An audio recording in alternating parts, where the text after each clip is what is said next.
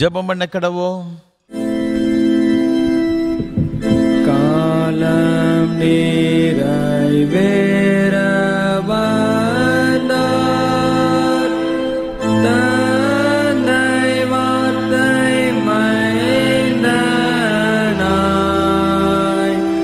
ஞானம் வந்தார் வானமேலே, கண்ணீர் தாயார் மைந்தனாய், வாழ்ந்தார் தெய்வ மாதனாக, இருள் நீக்கும் ஜோதியாய்.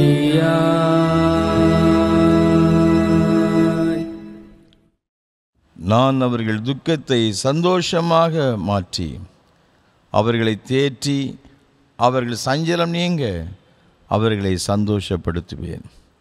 இந்த நாள் கர்த்தர் உண்டு பண்ணின நாள், இதில் களி கூர்ந்து மகிழ கடவோம். மகா பரிசுத்தமும் அன்பும் கிருபை நிறைந்த பரலோக பிதாவே, இந்த பரிசுத்தமான மனமகிழ்ச்சி நாளின் காலை திருவிருந்து ஆராதனைக்காக உமக்கு ஸ்தோத்திரம். ஆண்டவர் மத்தியில் எழுந்தருளி உங்களுடைய பிரசனத்தில் நிறைத்து இந்த ஆராதனைகளுக்கு ஆசீர்வாதமாக்கி தரும்படி நாங்கள் ஜெபிக்கிறோம். விசேஷமாக 2000 ஆண்டுகளுக்கு முன்பாக இதே போல் நாளிலே எருசலேம் வீதி வழியாக பவனியாய் சென்ற அந்த நாளை நினைவு வண்ணமாக நீ தந்தது குருத்தோலை ஞாயிறு ஆராதனைக்காக உமக்கு ஸ்தோத்திரம்.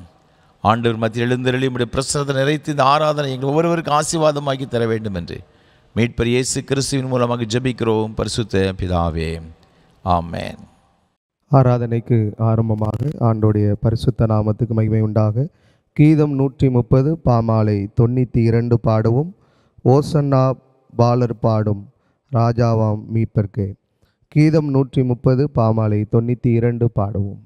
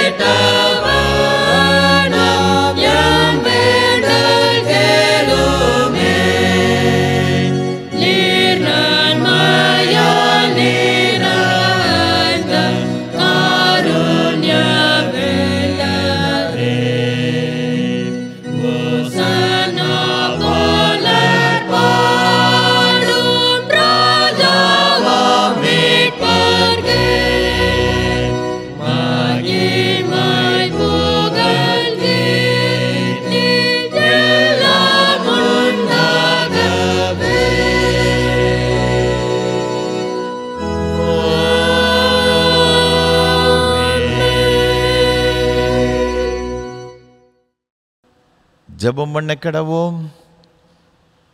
பரமண்டலங்கள் இருக்கிற பிதாவே, உம் நாமம் பரிசுத்தப்படுவதாக.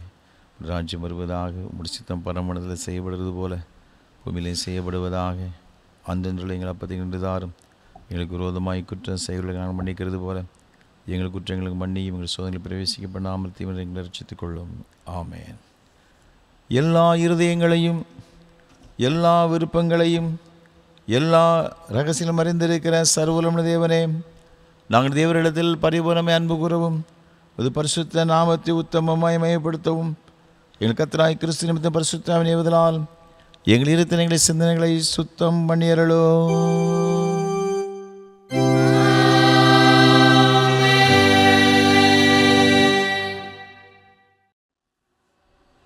நமது இரட்சகராகிய கிறிஸ்து திருவுளம் பற்றி சொல்லிய வார்த்தைகளாவன: நம்முடைய தேவனாகிய கர்த்தர் ஒருவரே கர்த்தர். உன் தேவனாகிய கர்த்தரிடத்தில் முழு இதயத்தோடும் முழு ஆத்துமாவோடும் உன் முழு மனதோடும் உன் முழு பலத்தோடு அன்பு கூறுவாயாக என்பது பிரதான கற்பனை. இதற்கு ஒப்பாக இருக்கிற இரண்டாம் கற்பனை என்னவென்றால், உன்னிடத்தில் நீ அன்பு கூறுவது போல் பிறனிடத்தில் அன்பு கூற என்பதே. இவைகளின் பெரிய கற்பனை வேறொன்றுமில்லை என்றார்.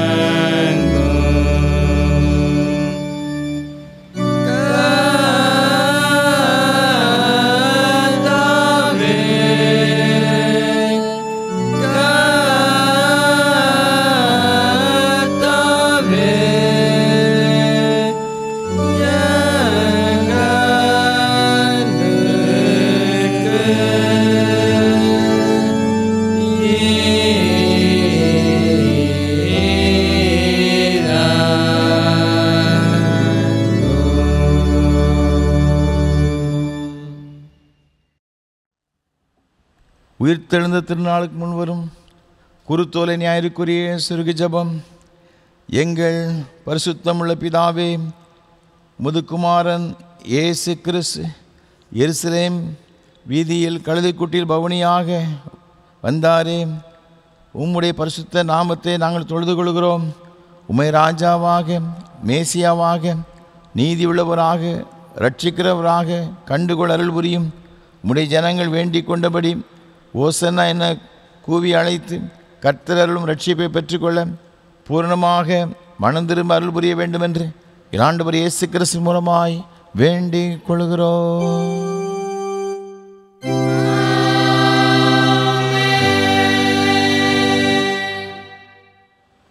உட்காருங்கள். நிருப வாக்கியம் வாசிக்க கேட்போம்.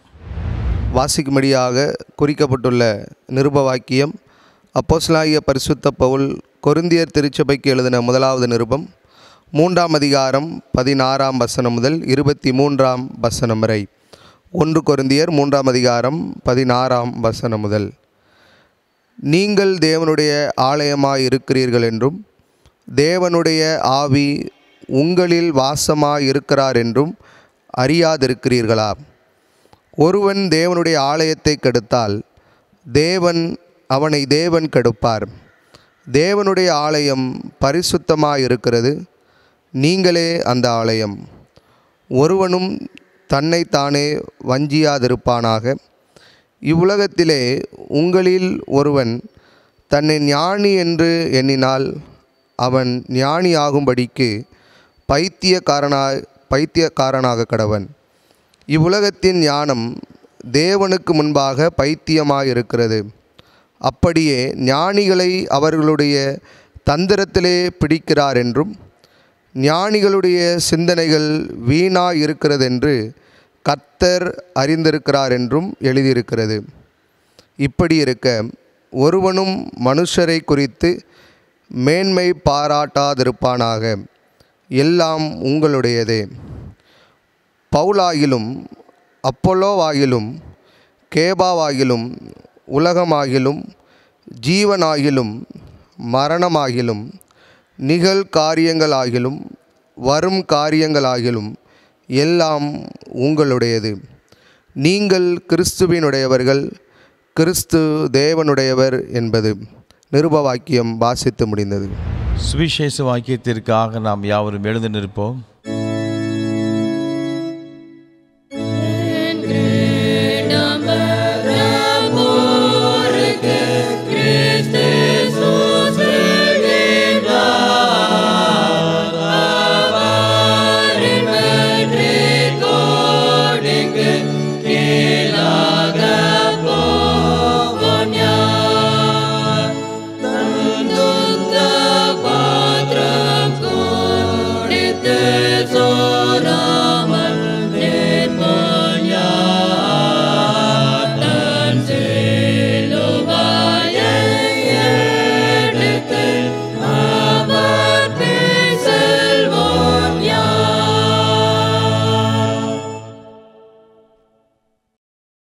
பரிசுத்த யோவான் எழுதின நற்செய்தி நூல் 12ஆம் அதிகாரம் 12ஆம் வசனம் முதல் அடங்கியிருக்கிற தேவனுடைய வார்த்தையை கேளுங்கள்.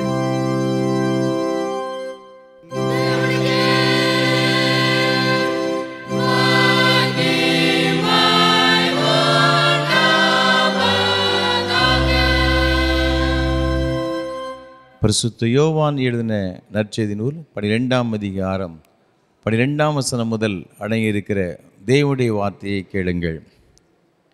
மறுநாளிலே இயேசு எருசலேமுக்கு வருகிறார் என்று பண்டிகைக்கு வந்த திரளான ஜனங்கள் கேள்விப்பட்டு குருத்தோலைகளை பிடித்து கொண்டு அவருக்கு எதிர்கொண்டு போகும்படி புறப்பட்டு, ஓசன்னா, கர்த்தருடைய நாமத்தினாலே வருகிற இஸ்ரவேலின் ராஜா ஸ்தோத்தரிக்கப்பட்டவர் என்று ஆர்ப்பரித்தார்கள்.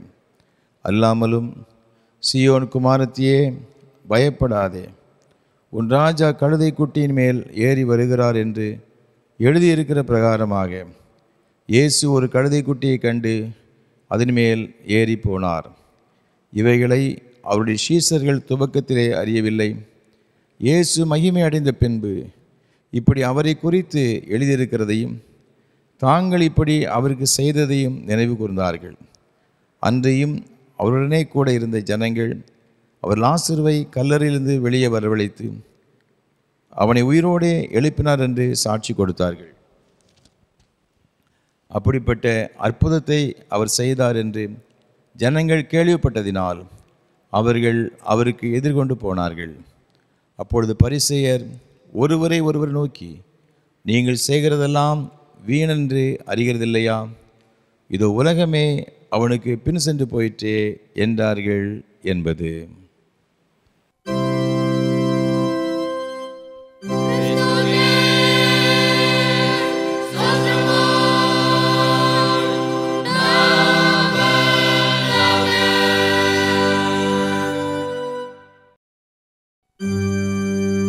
வானத்தையும் பூமியையோ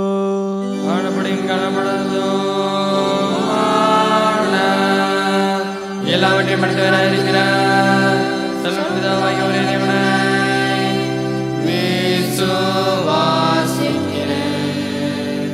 ஒரே கர்த்தருமாய் தேவனுடைய பிரதமருமாய் இருக்கிற இயேசு கிறிஸ்துவையும் விசுவாசிக்கிறேன்.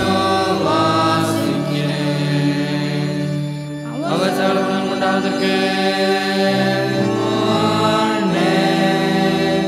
தமது பிதாவினாலே ஜெனிப்பிக்கப்பட்டவர், தேவனுடைய தேவமானவர், ஜோதி ஜோதியானவர், மேதனி மேதேவர், மாணவர், உண்டாக்கப்பட்டவர், ஜெனிப்பிக்கப்பட்டவர், பிதாவுடைய நேர்மையுடையவர், சகலத்தையும் உண்டாக்கினவர், மனிதனவர், காரவும் நம்ம பெற்றதுண்டாகவும் பரமனுக்கு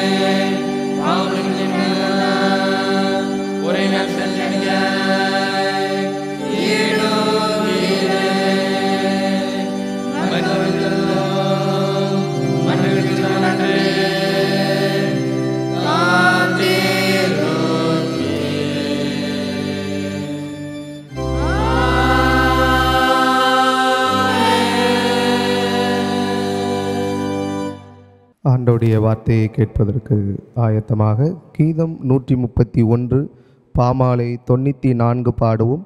தயாள இயேசு தேவரீர் மாண்பாய் பவனி போகிறீர். கீதம் 131 பாமாலை 94 பாடுவோம்.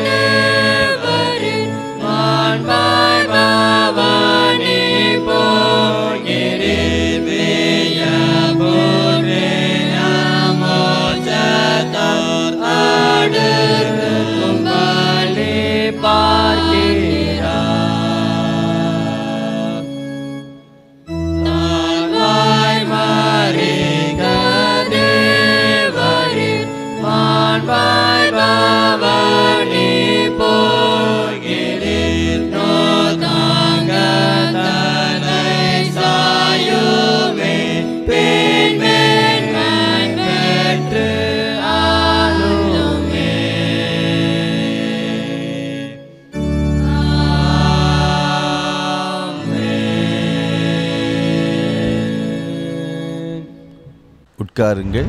கர்த்தரும் உலக இரட்சகருமான இயேசு கிறிஸ்துவின் ஈழநேற்ற நாமத்தினாலே திருநெல்வேலி திருமண்டலம் கல்லடைக்குறிச்சி சேச கிறிஸ்து ஆலயத்தின் சார்பாக உங்கள் எல்லாரையும் அன்போடு கூட இந்த குருத்தோலை ஞாயிறு ஆராதனை வேளைக்கு வாழ்த்துகிறேன், வரவேற்கிறேன். தேவ கிருபை உங்களோடு கூட எப்பொழுதும் நிலைத்திருப்பதாக. ஒவ்வொரு வாரமும் ஏஞ்சல் தொலைக்காட்சி மூலமாக உங்களோடு கூட சேர்ந்து கர்த்தரை ஆராதனை மிகுந்த மகிழ்ச்சி அடைகிறேன். விசேஷமாக இந்த நல்ல வாய்ப்புகளை நமக்கு தந்து வருகிறேன் நம்முடைய அன்பிற்கும் மரியாதைக்கும் ஒரு அருமையான ஐயா சாது சுந்தர் செல்வராஜ் ஐயா அவர்களுக்காக உள்ளத்தின் ஆழத்திலிருந்து கர்த்தரை துதிக்கிறேன், ஸ்தோத்தரிக்கிறேன். நம்ம எல்லாரும் ஆண்டவரை ஆராதிக்க வேண்டும், அதனுடைய ஆசீர்வாதங்களை பெற்றுக்கொள்ள வேண்டும் என்ற ஒரு பெரிய வாஞ்சியோடு தரிசனத்தோடு கூட ஐயா அவர்கள் நமக்கு ஏற்படுத்தி கொடுத்திருக்கிறார்கள். கர்த்தர் தாமே சாது ஐயா அவர்களையும் அவர் செய்து கொண்டு வருகிற ஏஞ்சல் தொலைக்காட்சி ஊழியங்கள் மற்றும் இயேசு ஊழியங்களை அபரிவிதமாய் ஆசீர்வதிப்பாராக. நம்முடைய தனி ஜபங்களிலே குடும்ப ஜபங்களிலே ஐயா அவர்களுக்காக செய்து கொண்டு வருகிற இந்த உன்னதமான ஊழியங்களுக்காக ஜபிப்போம். ஆண்டவருடைய ஆசீர்வாதங்களை நாம் பெற்றுக்கொள்வோம். இந்த ஆராதனை வேளை ஒவ்வொரு வாரமும் காலை 8:30 மணிக்கு ஆராதனை வேளை சிஎஸ்ஐ திருநெல்வேலி டயசிஸ் என்ற யூடியூப் சேனலிலும் கூட நாங்கள் ஒளிப்பதிவு செய்கிறோம். நீங்கள் அதையும் பார்த்து மகிழுங்கள், மற்றவர்களுக்கு அறிமுகப்படுத்துங்கள், அதை சப்ஸ்கிரைப் பண்ணுங்கள்.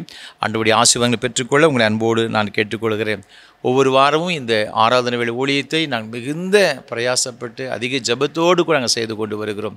ஒரு ஜபங்கள் அதிகமாக எங்களுக்கு தேவை. எனக்காக என்னோடு கூட இருக்கிற இந்த ஊழியத்தில் பங்கெடுத்து கொண்டு ஒரு ஒவ்வொரு கர்த்தருடைய பிள்ளைகளுக்காக, குடும்பங்களுக்காக, ஆரோக்கியத்திற்காக தினமும் எங்களுக்காக ஜபிக்கும்படியாக உங்களை மிகுந்த அன்போடு கூட நான் கேட்டுக்கொள்கின்றேன். அது மாத்திரமல்ல, இந்த ஊழியத்தில் இந்த ஆராதனை வேளையை ஒளிப்பதிவு செய்வதற்கு ஏராளமான தேவைகள் உண்டு. கர்த்தர் உங்கள் உள்ளத்தை எவ்வாறுன்னு சொன்னால் நீங்கள் மனம் வந்து தாங்க முன் வரலாம், எங்களோடு கூட தொடர்பு கொள்ளலாம். நிச்சயமாக அவருடைய பலனை உங்களுக்கு ஆண்டவர் ஆயிரமாக திரும்ப கொடுப்பார் என்பது சந்தேகம் கிடையாது.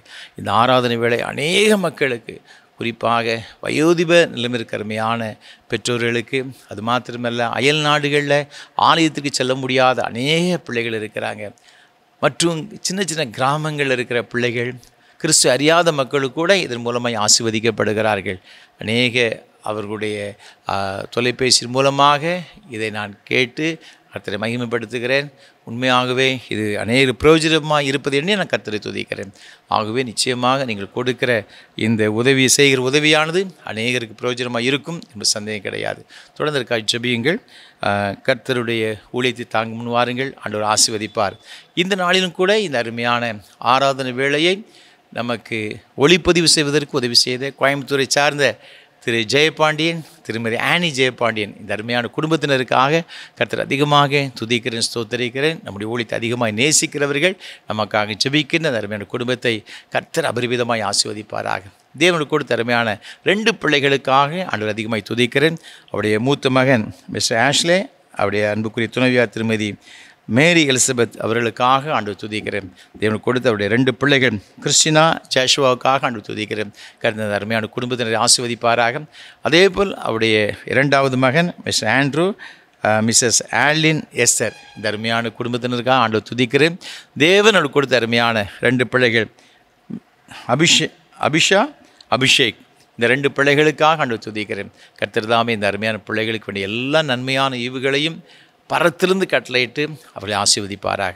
நீங்கள் இப்பொழுது இருக்கிறது பாருங்கள், 1000 மடங்கு அதிகமாகும்படி உங்கள் பிதாக்களில் அவனை கர்த்தர் சொல்லியபடியே அவர்களை ஆசீர்வதிப்பாராக என்ற வார்த்தையின்படி இந்த அருமையான குடும்பத்தின் பிள்ளைகளை அபரிவிதமாய் ஆசீர்வதிப்பாராக.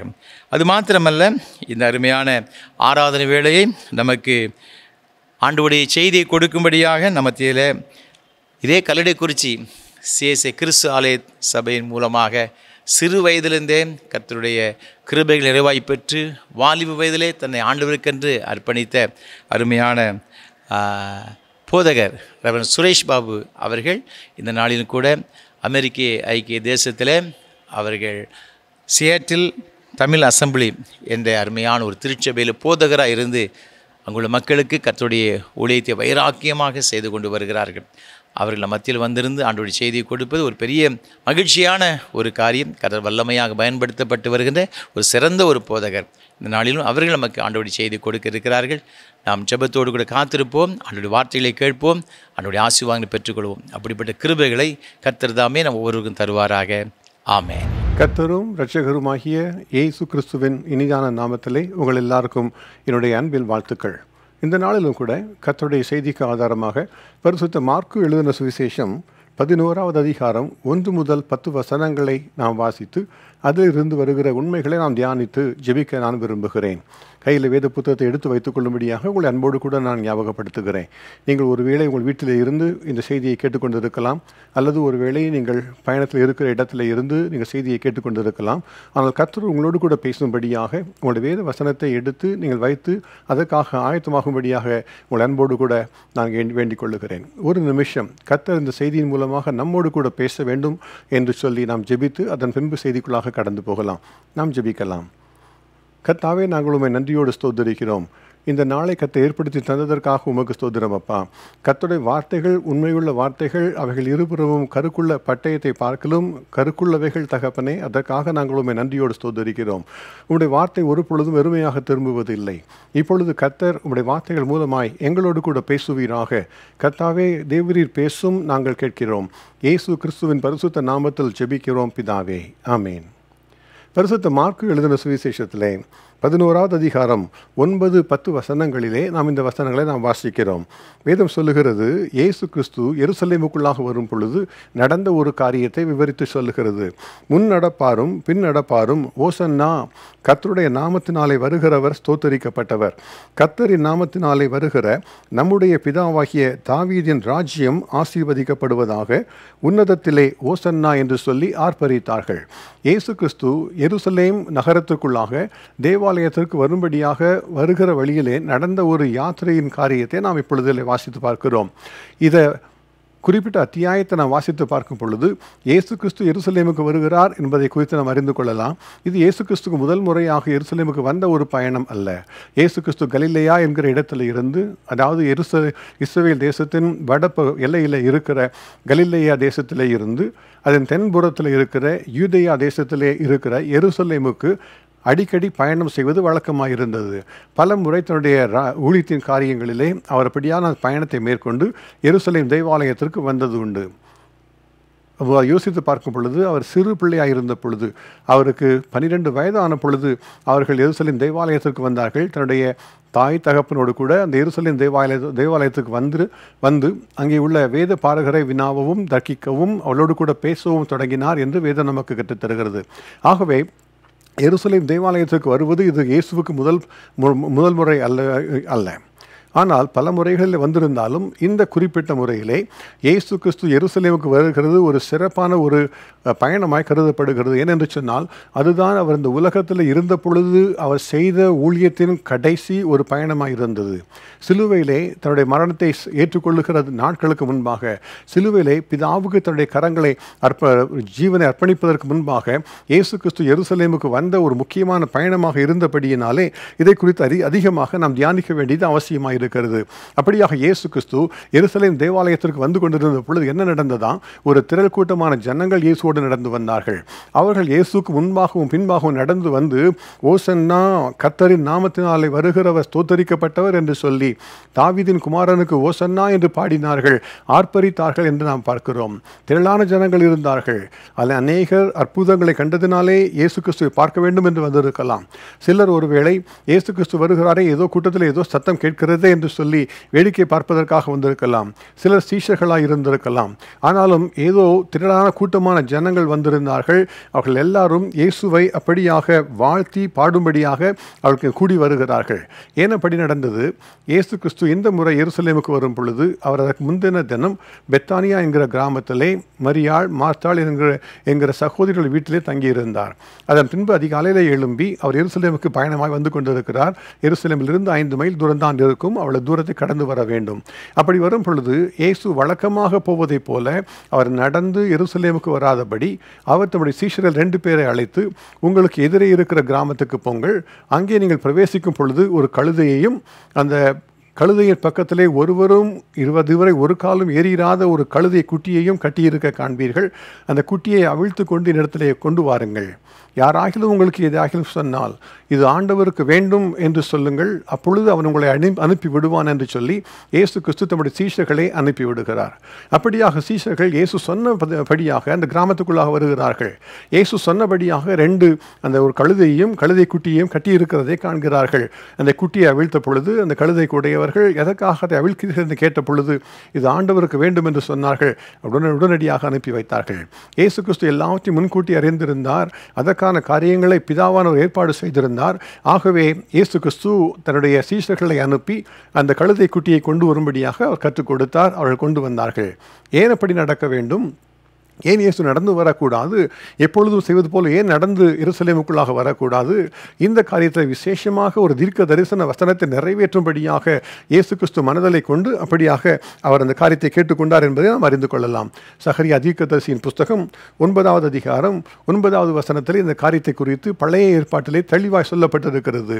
இயேசு கிறிஸ்து இந்த உலகத்திலே வருவதற்கு சில 100 ஆண்டுகளுக்கு முன்பாகவே, கிட்டத்தட்ட 500-600 ஆண்டுகளுக்கு முன்பாகவே இயேசு கிறிஸ்து என்கிற ஒரு இரட்சகர் வருவார். அவர் இஸ்ரவேலை நியாயம் தீர்க்கிற ஒரு ராஜாவாக வருவார், நியாயாதிபதியாக வருவார். அவர் ஒரு ராஜாவாக எருசலேமுக்குள்ளே வருவார் என்பதை குறித்து தீர்க்க தரிசனமாக சகரியா அப்படியாக எழுதி வைத்திருக்கிறார். என்ன சொல்லுகிறார்? சகரியா 9:9 சொல்லுகிறது, சீயோன் குமாரத்தியே மிகவும் களிக்கூறு, எருசலேம் குமாரத்தியே கம்பீரி, இதோ உன் ராஜா உன்னிடத்தில் வருகிறார். அவர் நீதியுள்ளவரும் ரட்சிக்கிறவரும் தாழ்மை உள்ளவரும் கழுதையின் மேலும் கழுதை குட்டியாகிய மரியின் மேலும் ஏறி வருகிறவருமாய் இருக்கிறார். ஹல்லேலூயா. எனக்கு மிகவும் பிரியமானவர்களை, யோசித்து பாருங்க. இயேசு கிறிஸ்துவின் வாழ்க்கையில நடந்த ஒரு சிறு காரியம் என்று சொல்லி நாம யோசிக்கலாம். ஆனால் அதை குறித்து பல 100 ஆண்டுகளுக்கு முன்பாகவே தீர்க்க தரிசனமாக எழுதப்பட்டிருந்தது. ஏன்? தேவாதி தேவன் தம்முடைய குமாரனாகிய இயேசு கிறிஸ்துவை இந்த உலகத்திலே இரட்சகராக, நியாயாதிபதியாக, ராஜாதி ராஜாவாக, நம்ம எல்லாருக்கும் தேவனாக அனுப்ப போகிறதை குறித்து முன்கூட்டியே அறிவித்திருந்தார். ஆகவே அது நடக்க வேண்டும் என்பதற்காக இயேசு கிறிஸ்து இந்த கழுதை குட்டியை கொண்டு வரும்படியாக சொன்னார். கொண்டு வந்த பொழுது என்ன நடந்தது? அங்குள்ள எல்லா ஜனங்களுக்கும் புரிந்து கொண்டது ஒரே ஒரு காரியம்தான், நாம் எதிர்பார்த்து கொண்டிருந்த ராஜா வந்துவிட்டார் என்று சொல்லி இயேசு கிறிஸ்துவை குறித்து மிகுந்த மகிழ்ச்சியோடு கூட அவர்கள் ஆர்ப்பரித்தார்கள். ஒரு ராஜா வருவார், இஸ்ரவேலை நியாயம் தீர்க்கிறவர் என்று சொல்லி பல வசனங்களிலே நாம் எழுதப்பட்டிருக்கிறதை பார்க்கிறோம். மீகா எழுதின தீர்க்கதரிசன புஸ்தகம் 5வது அதிகாரம் 2வது வசனத்திலே சொல்லப்பட்டிருக்கிறது, இஸ்ரவேலை ஆளப்போகிறவர் உன்னிடத்திலிருந்து புறப்பட்டு வருவார் என்பதாக. ஆகவே இயேசு கிறிஸ்து ஒரு ராஜா, அவர் வர வேண்டும் என்பதாக எழுதப்பட்டிருந்தது. அவர் வருவதை குறித்து யோவான் ஸ்நானகன் முன்னறிவித்த பொழுது அவர் சொன்ன காரியம் என்ன? இதோ ஒருவர் வரப்போகிறார், அவர் என்னை காட்டிலும் பெரியவராயிருக்கிறார், கிறிஸ்து எனப்படுகிற மேசியா வருவார் என்று அவர் சொல்லி காரியங்களை போதித்து கொடுத்தார். ஆகவே இயேசு கிறிஸ்து வருவார் என்பதை எல்லாரும் எதிர்பார்த்து கொண்டிருந்தார்கள். இயேசு கிறிஸ்து அந்த கழுதையின் மேல் வந்த பொழுது அது நிச்சயமாகவே அந்த வேத வசனத்தின் நிறைவேறுதலாய் இருந்தது. மத்தேயு எழுதின சுவிசேஷம் 21வது அதிகாரம் 4-5 வசனங்களிலே அவரை குறித்து எழுதப்பட்டிருக்கிற காரியம் என்ன? இந்த தீர்க்க தரிசன வசனம் நிறைவேறிற்று என்பதாக சொல்லப்பட்டிருக்கிறது. இதோ உன் ராஜா சாந்த குணமுள்ளவராய் கழுதையின் மேலும் கழுதை குட்டியாகிய மரியின் மேலும் ஏறிக்கொண்டு உன்னிடத்திலே வருகிறார் என்று சீயோன் குமாரத்திற்கு சொல்லுங்கள் என்று தீர்க்க தரிசியினால் உரைக்கப்பட்டது நிறைவேறும்படி இதெல்லாம் நடந்தது என்பதாக எழுதப்பட்டிருக்கிறது. எனக்கு மிகவும் பிரியமானவர்களே, இயேசு கிறிஸ்து தாம் முன் அறிவித்தபடியே அவர் வந்தார்.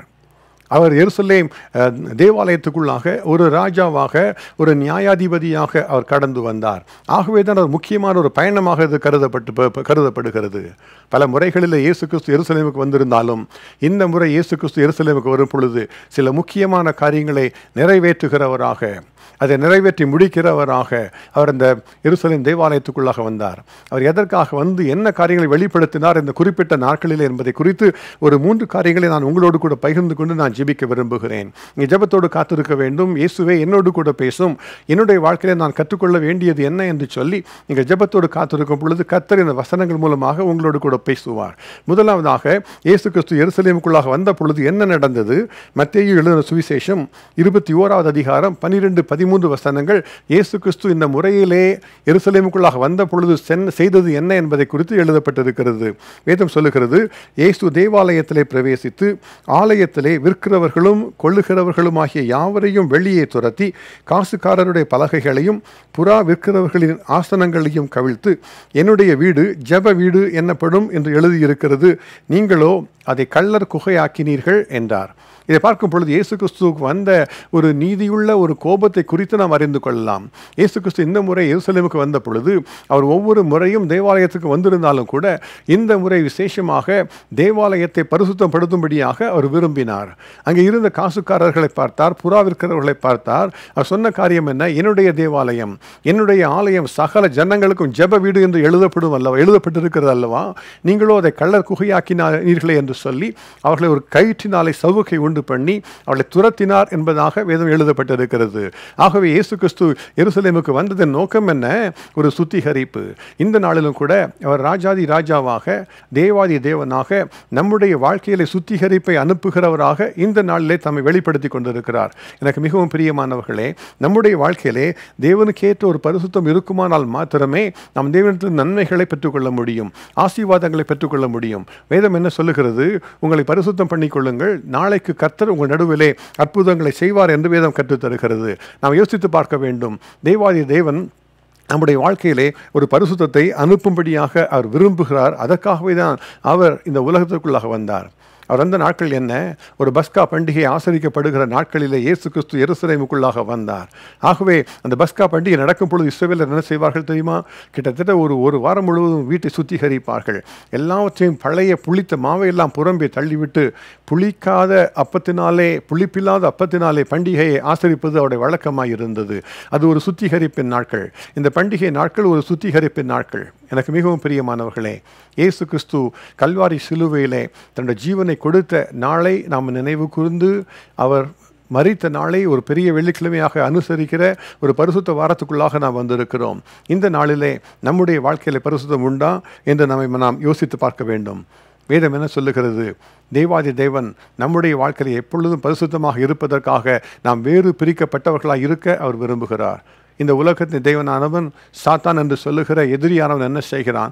எல்லாருடைய வாழ்க்கையிலும் பாவத்தை, சாபத்தை கொண்டு வரும்படியாக அவர் இச்சைகளோடு போராடி கொண்டே இருக்கிறான். இதுக்கு தேவனுடைய சபையில் இருக்கிறவர்கள், தேவனுடைய பிள்ளைகளாக நடக்க விரும்புகிறவர்கள், கர்த்தருக்கு பிரியமாக நடக்க விரும்புகிறவர்களுடைய வாழ்க்கையிலே இந்த சோதனைகள் பெருகி கொண்டிருக்கிறபடியினாலே அநேகர் இந்த பாவத்தினாலும் இச்சைகளினாலும் இழுக்கப்பட்டு சிக்குண்டு சோதிக்கப்படுகிறார்கள்.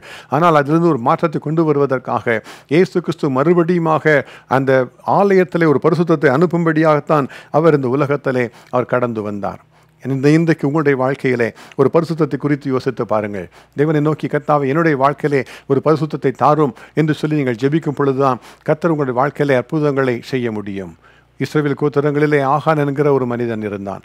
அந்த மனிதன் தேவனுடைய வார்த்தைகளுக்கு புறம்பாக அவர்கள் சென்று யுத்தம் பண்ணின எரிகோ பட்டணத்தில் இருந்து சாபத்தீடான சில காரியங்களை தனக்குள்ளாக எடுத்து வைத்து கொண்டான். ஆகவே அவன் மேல் மாத்திரமல்ல, முழு இஸ்ரவேல் புத்திரர் மேலும் தேவனுடைய கோபாக்கினை கடந்து வந்தது. ஆகவே அவர்கள் எதிரியின் முன்பாக நிற்க முடியாதபடிக்கு புறம்புதுகிட்டு ஓடி போனார்கள். இன்றைக்கு கூட உங்களுடைய வாழ்க்கையில் ஒருவேளை நீங்கள் தோல்விக்குள்ளாக கடந்து போய் கொண்டிருக்கலாம். உங்களுடைய வாழ்க்கையில் எல்லாவற்றிலும் தோல்வி, நஷ்டம் என்று யோசிக்கிறீர்களோ? உங்களுடைய வாழ்க்கையை நீங்கள் யோசித்து பாருங்கள். கர்த்தாவே, என்னுடைய வாழ்க்கையில் ஏதாகிலும் தவறு இருக்கிறதா? என்னுடைய வாழ்க்கையில் ஏதாகிலும் பிரச்சனைகள் இருக்கிறதா? என்னுடைய வாழ்க்கையிலே நான் ஏதாகிலும் பாவத்தில் இருக்கிறேனா என்று நீங்கள் கர்த்தரிடத்தில் கேட்டால் அவர் உங்களுக்கு விளக்கி சொல்லுவார். அந்த பாவத்தை நீங்கள் வெளியே விலக்கி போடும் பொழுது கர்த்தர் உங்களுக்கு மறுபடியுமாக ஜெயத்தை நிச்சயமாகவே தருவார். இந்த ஆகான் செய்த பாவத்தினாலே வந்த சாபத்தீடான எல்லா காரியங்களையும் விலக்கின பொழுது கர்த்தர் இஸ்ரவேல் புத்திரரின் நடுவில் இருந்து மறுபடியுமாக அவர்கள் வெற்றி சிறக்க செய்தார். இன்றைக்கு உங்களுக்கு அவர் வெற்றியை தருவார். என் தேவனே எனக்கு உதவி செய்யும் என்று நீங்கள் ஜெபிக்கும் பொழுது கர்த்தர் உங்களுக்கு கிருபையை தருவார், உங்களுக்கு ஆசீர்வாதத்தை பெருக செய்வார். அது மாத்திரமல்ல, தேவாதி தேவன் வேதத்தை என்ன எழுதி வைத்திருக்கிறார்? பல இடங்களிலே பார்க்கும் பொழுது இந்த பாவத்தினாலே வருகிற சோதனைகள், இஸ்ரவேல் புத்திரர் முழுமையாக அவர்கள் விபச்சார பாவத்தில் ஈடுபடுத்தி கொண்டார்கள். ஆனால் அதனாலே தேவனுடைய கோபம் அவர்களுக்குள்ளாக பற்றி எரிந்தது, தேவனுடைய வாதை அவர்களுக்குள்ளாக வந்தது என்று நாம் வேதத்திலே வாசிக்கிறோம் அல்லவா? ஆகவே இன்றைக்கு தேவனே, என்னுடைய பாவங்களை மன்னியும், எனக்கு பரிசுத்தத்தை தாரும், வேறு பிரித்து கொள்ளுகிற ஒரு வாழ்க்கையை எனக்கு தாரும் என்று சொல்லும் பொழுது கர்த்தர் உங்களுக்கு நிச்சயமாகவே ஒரு பெரிய காரியத்தை செய்வார். பல வருஷங்களுக்கு முன்பாக நடந்த ஒரு உண்மை சம்பவத்தை நான் கேள்விப்பட்டேன். மிகவும் ஆச்சரியமாக இருந்தது. ஒரு குறிப்பிட்ட மனிதர் ஒருவர் இருந்தார். அவர் தன்னுடைய வாழ்க்கையிலே ரவுடியாக தன்னுடைய நாட்களை செலவழித்து கொண்டிருந்தார். எல்லா இடத்திலும் பலவிதமான துன்பங்களை மக்களுக்கு செய்வதும், மக்களை ஏமாற்றுவதும், ரவுடியாக வாழ்வதுமே அவருடைய வழக்கமாக இருந்தது. ஆனால் ஒரு நாளிலே அவர் ஒரு தேவ மனிதனை பார்த்து ஜெபிக்கும்படியாக வந்தார். ஏன் ஜெபிப்பதற்காக வந்தார்? அவர் செய்த வியாபாரத்திலே ஒரு பெரிய ஒரு நஷ்டம். ஒரு இரும்பு வியாபாரம் செய்கிற ஒரு தொழில் வைத்திருந்தார் சென்னை பகுதியிலே. அவருக்கு பெரிய ஒரு நஷ்டம். அதிலிருந்து வெளியே வருவதற்கு என்ன வழி என்று தெரியவில்லை. ஆகவே ஒரு தேவ மனிதனை பார்த்து ஜெபிக்கும்படியாக அவர் வந்தார். ஜெபிக்க வந்த பொழுது அந்த தேவ மனிதத்தில் ஒன்றுமே கேட்கவில்லை. அவருக்காக ஜெபித்தார். அவருக்காக மனதுருகி ஜெபித்த பொழுது கர்த்தர் சில காரியங்களை அவளுக்கு வெளிப்படுத்தி காண்பித்தார். அப்பொழுது கர்த்தர் சொன்ன காரியங்களின்படியாக அந்த தேவ மனிதர் அவரை பார்த்து எச்சரிப்போடு சொன்னார், உன்னுடைய துர்நடத்தையினாலே, உன்னுடைய கிரியைகளினாலே 4 பேர் மரித்திருக்கிறார்கள் அல்லவா? அந்த குடும்பங்கள் பாதிக்கப்பட்டிருக்கிறார்கள் அல்லவா? நீ சென்று அந்த 4 குடும்பங்களுக்கும் ஒவ்வொருவருக்கும் 10 லட்சம் ரூபாயாவது நீ கொடுத்து அவர்கள் வாழும்படியாக அவர்களுக்கு வழியை ஏற்படுத்த வேண்டும். அப்பொழுது கர்த்தர் உன்னை ஆசீர்வதிப்பார் என்று சொன்னார். இந்த ரவுடியா இருந்த அந்த மனிதருக்கு ஒரு பெரிய ஒரு அதிர்ச்சி. யாருக்கும் தெரியாதது எப்படி இந்த தெய்வ மனிதருக்கு தெரிந்தது என்பதாக அவர் யோசித்துக் கொண்டே, ஆனாலும் கீழ்ப்படிதலோடு கூட சென்று அந்த 4 பேருக்கும் கொடுக்க வேண்டிய 10 லட்சத்தை கொடுத்து அந்த 4 குடும்பங்களையும் அவர்களை வாழ்த்தி விட்டு வந்தாராம். வந்த உடனே என்ன நடந்தது? அவர் வைத்திருந்த ஒரு பெரிய அந்த இரும்பு கொள்முதல் பண்ணி இருந்த இரும்பிலே இதுவரைக்கும் வியாபாரம் பண்ண முடியாமல் தவித்து கொண்டிருந்த நாட்களிலே ஒரு பெரிய ஒரு அதிக விலைக்கு அவர் வாங்கினதை விட பல மடங்கு லாபத்திற்கு அதை விற்கும்படியாய் கர்த்தர் வழிகளை திறந்து கொடுத்தார். அவருடைய கிரியைகள் ஆசீர்வதிக்கப்பட்டது. ஏன் தெரியுமா? அவருடைய வாழ்க்கையிலே தேவன் ஒரு பரிசுத்தத்தை பார்த்த பொழுது ஒரு அற்புதத்தை செய்தார். இன்றைக்கு கூட உங்களுடைய வாழ்க்கையிலே ஒரு அற்புதம் நடப்பதற்காக பரிசுத்தப்படுத்த கர்த்தர் விரும்புகிறார். அவரிடத்தில் அர்ப்பணித்து நீங்கள் ஜெபியுங்கள், அவர் உங்களுக்கு உதவி செய்வார். வேதம் என்ன சொல்லுகிறது? இயேசு இந்த தேவாலயத்தில் எல்லாவற்றையும் துரத்தின பொழுது சொன்ன காரியம் என்ன? என்னுடைய வீடு ஜெப வீடு என்று எழுதப்படும் என்று சொல்லி இருந்தார். இன்றைக்கு உங்களுடைய வாழ்க்கையில ஜெபம் காணப்படுகிறதா? உங்களுடைய தனிப்பட்ட வாழ்க்கையில ஜெபம் காணப்படுகிறதா? உங்களுடைய குடும்ப வாழ்க்கையில ஜெபம் காணப்படுகிறதா? நீங்கள் ஒருவேளை வயது முதிர்ந்தவர்களாக இருக்கலாம், ஒருவேளை நீங்கள் இளைஞராக இருக்கலாம், ஒருவேளை நீங்கள் கல்லூரிக்கு அல்லது பள்ளிக்கு போய் கொண்டிருக்கிற மாணவராக மாணவியாக இருக்கலாம். உங்களுடைய வாழ்க்கையில ஒரு பரிசுத்தம் தேவை. கர்த்தருக்கு என்று ஒரு சில நிமிட நேரங்களாவது ஒதுக்கி வைத்து ஜெபிப்பதற்கு அர்ப்பணித்து பாருங்கள். கர்த்தர் நிச்சயமாகவே உங்களுக்கும் ஒரு அற்புதத்தை செய்வார். அவர் உங்களை ஆசீர்வதிப்பார். ஆகவே இயேசு கிறிஸ்து இந்த முறை எருசலேமுக்கு வந்த பொழுது தேவாலயத்தை சுத்தம் பண்ணும்படியாக வந்தார். தேவாலயத்தை சுத்தம் பண்ணும்படியாக வந்தார். அவர் சுத்தப்படுத்தி அவர் மறுபடியும் அதை ஜெப வீடாக இருக்கும்படியாக அதை ஒழுங்குபடுத்தினார். ஆகவே தான் இயேசு இந்த முறையிலே வந்த ஒரு பவனியாக எருசலேமுக்குள்ளாக வந்தது ஒரு பெரிய ஒரு முக்கியமான ஒரு காரியமாக நாம் கற்றுக்கொள்ளலாம். இரண்டாவதாக எதற்கு இயேசு வந்தார்? இயேசு வந்த பொழுது என்ன நடந்தது?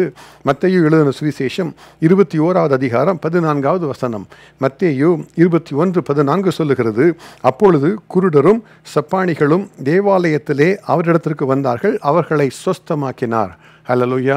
எனக்கு மிகவும் பிரியமானவர்களே, முதலாவதாக இயேசு பரிசுத்தப்படுத்தினார். இரண்டாவதாக அதற்கு பின்பு வந்த சப்பாணிகளையும் குருடர்களையும் முடவர்களையும் இயேசு சுகமாக்கினார். இயேசு கிறிஸ்து சுகமாக்குகிறவர். நானே உன் பரிகாரியாகிய தேவன் என்று தேவன் தம்மை குறித்து வெளிப்படுத்தி இருக்கிறார். யெகோவா ரஃபா என்பது அவருடைய பெயர். அவர் நமக்கு சுகத்தை தருகிறவர். நம்முடைய பாவங்கள் மாத்திரமல்ல, நம்முடைய நோய்களை மாற்றுகிறவர் அவர். அவரை நோக்கி ஜெபிக்கிற ஒவ்வொருவருக்கும் அற்புதங்களை செய்கிறவர் அவர். உங்களில் ஒருவன் வியாதிப்பட்டால் அவர் சபை மூப்பர்களை வரவழைப்பானாக, அவர்கள் இயேசு கிறிஸ்துவின் நாமத்தினாலே அவனுக்காக ஜெபித்து எண்ணெய் பூசக்கடவர்கள். அப்பொழுது விசுவாசமுள்ள ஜெபம் பிணியாளியை ரட்சிக்கும் என்பதாக இயேசு கிறிஸ்து கற்றுக் கொடுத்திருக்கிறார். இந்த கணக்கு மிகவும் பிரியமானவர்களே, உங்களுடைய வாழ்க்கையிலே முதலாவதாக பரிசுத்தத்துக்கு இடம் கொடுப்பீர்கள் என்று சொன்னால் இயேசு கிறிஸ்து நிச்சயமாகவே உங்களை சுகப்படுத்துவார். அதுதான் அவர் விரும்புகிற காரியம். ஒரு முறை இயேசு கிறிஸ்துவின் இடத்திலே ஒரு திமிர்வாதமாக இருந்த ஒரு மனிதனை கொண்டு வந்தார்கள். அந்த மனிதனுக்கு நடக்க முடியாது, கைகள் கால்கள் வழங்காதவனாக அவன் படுக்கையிலே படுத்திருந்தான். அவனை கொண்டு வந்த நண்பர்களுக்கு இயேசு கிறிஸ்துக்கு முன்பாக அவனை கொண்டு போக முடியவில்லை. ஆகவே இயேசு கிறிஸ்து இருந்த வீட்டிலே கூரையிலே ஒரு திறப்பு உண்டாக்கி இயேசு கிறிஸ்துக்கு முன்பாக அந்த மனிதனை படுக்கையோடு கூட இறக்கினார்கள். இயேசு கிறிஸ்து அவருடைய விசுவாசத்தை அவர் பார்த்தார். பார்த்து அந்த மகனை பார்த்தார், அந்த மனிதனை பார்த்தார். அந்த மனிதனுக்கு ஒரு சுகம் தேவையாக இருந்தது. ஆனால் இயேசு கிறிஸ்து உடனடியாக அவனை சுகப்படுத்தவில்லை. இயேசு சொன்ன காரியம் என்ன? மகனே திடன்கொள், உன் பாவங்கள் உனக்கு மன்னிக்கப்பட்டது என்றுதான் இயேசு சொன்னார். ஏன் அப்படி சொல்ல வேண்டும்? ஏனென்று சொன்னால் வாழ்க்கையிலே பாவங்கள் இருந்தால் உடைய வாழ்க்கையில் சுகம் இருக்க முடியாது. உடைய வாழ்க்கையிலே பாவங்கள் மன்னிக்கப்படாவிட்டால் சுகத்தை பெற்றுக்கொள்ள முடியாது. இன்றைக்கும் கூட உங்களுடைய வாழ்க்கையிலே பரிசுத்தப்படுத்தப்படுவதற்கு, இயேசு கிறிஸ்துவினால் மன்னிப்பை பெற்றுக்கொள்வதற்கு நீங்கள் உங்களை அர்ப்பணித்துக் கொள்ளும் பொழுது உடைய வாழ்க்கையிலே தேவையான சுகத்தை அவர் நிச்சயமாகவே அவர் தருவார். அதுதான் இயேசு கிறிஸ்து செய்கிற ஒரு அற்புதம். இந்த முறை இயேசு கிறிஸ்து வரும் பொழுது பஸ்கா பண்டிகையை ஆசரிக்கும்படியான நாட்களிலே வந்தார் அல்லவா? அந்த பஸ்கா பண்டிகை நாட்கள் என்ன?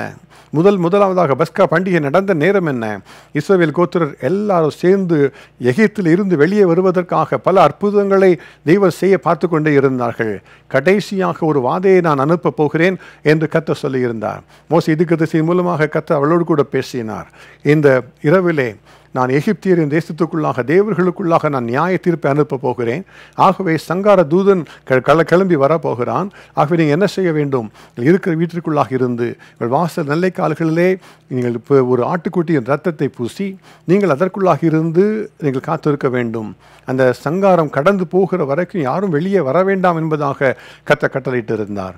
எல்லாரும் உள்ளே அமைதியாக காத்திருந்தார்கள். இரவிலே நடுராத்திரியிலே கர்த்தருடைய தூதன் புறப்பட்டு சென்று எகிப்தியரின் வீட்டிலே எல்லா தலைச்சன்களும் மாண்டு போகும்படியாக சங்கரித்தான் என்று நாம் வேதத்திலே பார்க்கிறோம். அதை குறித்து தெய்வம் பின்பாக சொல்லும் பொழுது என்ன சொன்னார்? நான் எகிப்திற்குள்ளே அனுப்புகிற வாதைகள் ஒன்றும் உங்களுக்குள்ளாக வராமல் இருக்கும். நான் உங்களை சுகப்படுத்துகிற கர்த்தர், நானே உங்கள் பரிகாரியாகிய தேவன் என்று சொல்லி இயேசு பேசினார். அப்படி பேசுவதற்கு என்ன காரணம்? அவர் நம்மை சுகப்படுத்த விரும்புகிற தேவன். இன்றைக்கு உங்களுடைய வாழ்க்கையிலே பாவங்களை விட்டு வெளியே வந்து என்னுடைய வியாதி நீங்கள் உதவி செய்யுங்கள் என்று சொல்லி நீங்கள் ஜெபிக்கும் பொழுது அவர் நிச்சயமாகவே உங்களுக்கு உதவி செய்வார். அமெரிக்க தேசத்திலே ஒரு போதகர் ஒருவர் இருந்தார். அவருக்கு ஏதோ ஒரு வைரல் பாதிப்பினாலே ஒரு தொண்டை பாதிக்கப்பட்டு போய்விட்டது. அவருடைய பெயர் போதகர் மில்லர் என்பது. அவர் பல நாட்களாக பேச முடியாமல் இருந்தார். அவரால் பிரசங்கம் செய்ய முடியாது, வாயை திறந்து பேச முடியாது. அவரை ஒரு நாள் மாலையிலே ஒரு வேத பாட வகுப்பு நடத்தும்படியாக ஒரு ஆலயத்திலே அழைத்தார்கள். அவர் அவளை பார்த்து சொன்னார், என்னால் பேசக்கூட முடியவில்லையே, நான் எப்படி பேச முடியும் என்று சொல்லி அவர் கேட்டார்.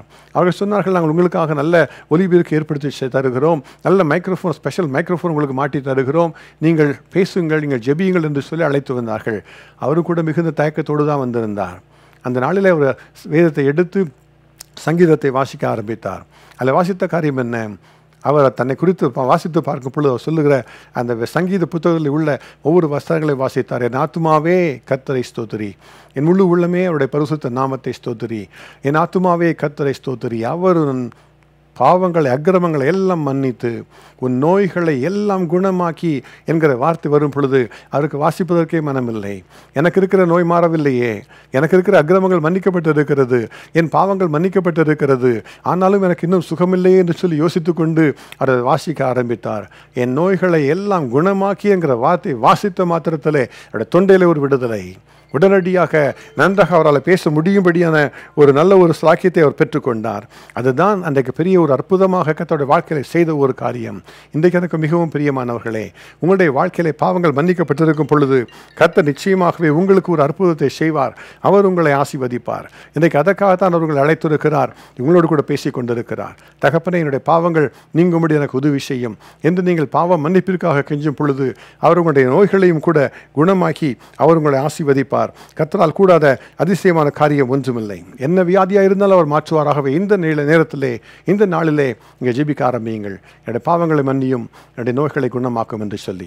மூன்றாவதாக, இயேசு கிறிஸ்து இந்த அந்த எருசலேமுக்குள்ளாக வந்த பொழுது எதற்காக வந்தார்? வேதம் சொல்லுகிறது. யோவான் எழுதின சுவிசேஷம் 12வது அதிகாரம் 1, 2 மற்றும் 12 வசனங்களை வாசித்து பார்க்கும் பொழுது வேதம் சொல்லுகிறது, பஸ்கா பண்டிகை வர 6 நாளைக்கு முன்னே இயேசு தாம் மரணத்தில் இருந்து எழுப்பின லாசரு இருந்த பெத்தானியாவுக்கு வந்தார். அங்கே அவருக்கு ராவிருந்து பண்ணினார்கள். மார்த்தாள் பணிவிடை செய்தாள். லாசருவும் அவருடனே கூட பந்தி இருந்தவர்களில் ஒருவனாய் இருந்தான். யோசித்து பாருங்க, பஸ்கா பண்டிகைக்கு 6 நாளைக்கு முன்பாக இயேசு பெத்தானியாவுக்கு வந்தார். அதன் பின்பு 12வது வசனத்தை வாசிக்கும் பொழுது வேதம் சொல்லுகிறது, மறுநாளிலே இயேசு எருசலேமுக்கு வருகிறார் என்று பண்டிகைக்கு வந்த திரளான ஜனங்கள் கேள்விப்பட்டார்கள். ஏனென்று சொன்னால் அன்றைக்கு தான் அவர் எருசலேமுக்கு பவனியாக வருகிறார். யோசித்து பார்க்கும் பொழுது பஸ்கா பண்டிகைக்கு சரியாக 5 நாளைக்கு முன்பாக அவர் எருசலேமுக்கு வருகிறாராம். அந்த நாட்களை குறித்து நாம் யோசித்து பார்க்க வேண்டும். முதல் பஸ்கா பண்டிகை நடக்கும் பொழுது தேவாதி தேவன் இஸ்ரவேல் புத்திரருக்கு நாட்களை கொடுத்திருந்தார். யாத்திராகமம் 12வது அதிகாரம் 3வது வசனத்திலே கர்த்தர் சொன்ன காரியம் என்ன? 1ஆம் மாதம் 10ஆம் தேதியிலே நீங்கள் ஒரு ஆட்டுக்குட்டியை தெரிந்து கொள்ள வேண்டும். அது பழுதற்றதும் ஆணும் 1 வயதுள்ளதுமாய் இருக்க வேண்டும். அந்த ஆட்டுக்குட்டியை நீங்கள் ஆயத்தமாக வைத்திருந்து அந்த மாதத்தின் 14வது நாளிலே நீங்கள் அதை அடித்து அதை புசித்து அதன் இரத்தத்தை நிலைக்கால்களிலே பூசி உங்களை இந்த இரத்தத்துக்குள்ளாக அடக்கி இருக்க வேண்டும் என்பதாக கர்த்தர் சொல்லியிருந்தார். அதை பார்க்கும் பொழுது சரியாக 14வது நாளிலே இருந்து 5 நாளைக்கு முன்பாக அந்த ஆட்டுக்குட்டியை தெரிந்து கொள்ள வேண்டும். இந்த முறை இயேசு கிறிஸ்து எருசலேமுக்கு வரும் பொழுது அவர் தன்னையே அந்த தெய்வீக ஆட்டுக்குட்டியாக தேவனுக்கு ஏற்ற ஒரு பலியாக ஒப்பு கொடுக்கும்படியாக அவர் அந்த எருசலேமுக்குள்ளாக வந்தார். அதற்காகவே அந்த நாளை அவர் தெரிந்து கொண்டார். அதற்காகவே அந்த கழுதையின் மேலே ஏறி தன்னை ஒரு மேசியாவாக வெளிப்படுத்தினார். இன்றைக்கு எனக்கு மிகவும் பிரியமானவர்களே, உங்களுடைய வாழ்க்கையிலே உங்களுடைய பாவங்களுக்காக, உங்களுடைய எல்லா அக்கிரமங்களுக்காகவும், உங்களுடைய நித்திய ஜீவனுக்காகவும் உங்களுக்காக ஒப்பு கொடுக்கப்பட்ட ஒருவர் உண்டு. அவர்தான் இயேசு கிறிஸ்து என்கிற தெய்வீக தேவனுடைய குமாரன். அவரை பார்த்து நீங்கள் ஜெபிக்கும் பொழுது, கர்த்தாவே, என்னுடைய பாவங்களை மன்னியும், நான் உம்முடைய பிள்ளையாகி நான் இருக்க விரும்புகிறேன், நித்திய ஜீவ காலத்தை நான் உம்மோடு கூட நான் கழிக்க விரும்புகிறேன் என்று சொல்லும் பொழுது அவர் உங்களுக்கு உதவி செய்வார். ஏனென்று சொன்னால், இந்த முறை எருசலேமுக்கு வந்த பொழுது அவர் உள்ளே சென்று தன்னை காட்டி கொடுக்கும்படியாக அவர் தன்னுடைய சீஷர்களுக்கு ஒப்பு கொடுத்தார். யூதாசுக்கு ஒப்பு கொடுத்தார். ரோமஸ் போர்ச்சேவர்களுக்கு தன்னை ஒப்பு கொடுத்தார். வேதம் என்ன சொல்லுகிறது? அவர் அடிக்கப்படுகிற ஒரு ஆட்டுக்குட்டியைப் போல, அவர் மயக்கத்திற்கு முன்பாக சத்தமிடாதிருக்கிற ஆட்டுக்குட்டியைப் போல வாயை திறவாதிருந்தார். அப்பொழுது அவருடைய நியாயம் எடுத்து போடப்பட்டது. நம்முடைய அக்கிரமங்களுக்காக, நம்முடைய பாவங்களுக்காக, நம்முடைய மீறுதல்களுக்காக அவர் கல்வாரி சிலுவையிலே தன்னையே ஒப்பு கொடுத்தார். தலை முள்முடியினாலே மூடப்படும்படியாக ஒப்பு கொடுத்தார். விலா ஈட்டினாலே குத்தப்படுவதற்கு ஒப்பு கொடுத்தார். ஏன்? நமக்கென்று நித்திய ஜீவனை தரும்படியாக. இன்றைக்கும் நமக்காக பரலோகத்தில் பிதாவின் வலது பாரிசத்தில் வீற்றிருந்து பரிந்து பேசி கொண்டிருக்கிறார். அந்த இயேசு கிறிஸ்துவின் ரத்தத்தினாலே நமக்கு ஒரு பாவ மன்னிப்பு உண்டு, நமக்கு ஒரு நித்திய ஜீவன் உண்டு. இயேசு கிறிஸ்து எருசலேமுக்கு வந்த பொழுது இந்த குருத்தோலை ஞாயிற்றன்று அவர் முதலாவதாக தேவாலயத்தை பரிசுத்தப்படுத்தும்படியாக வந்தார். 2ஆவதாக ஜனங்களை சுகப்படுத்தும்படியாக வந்தார்.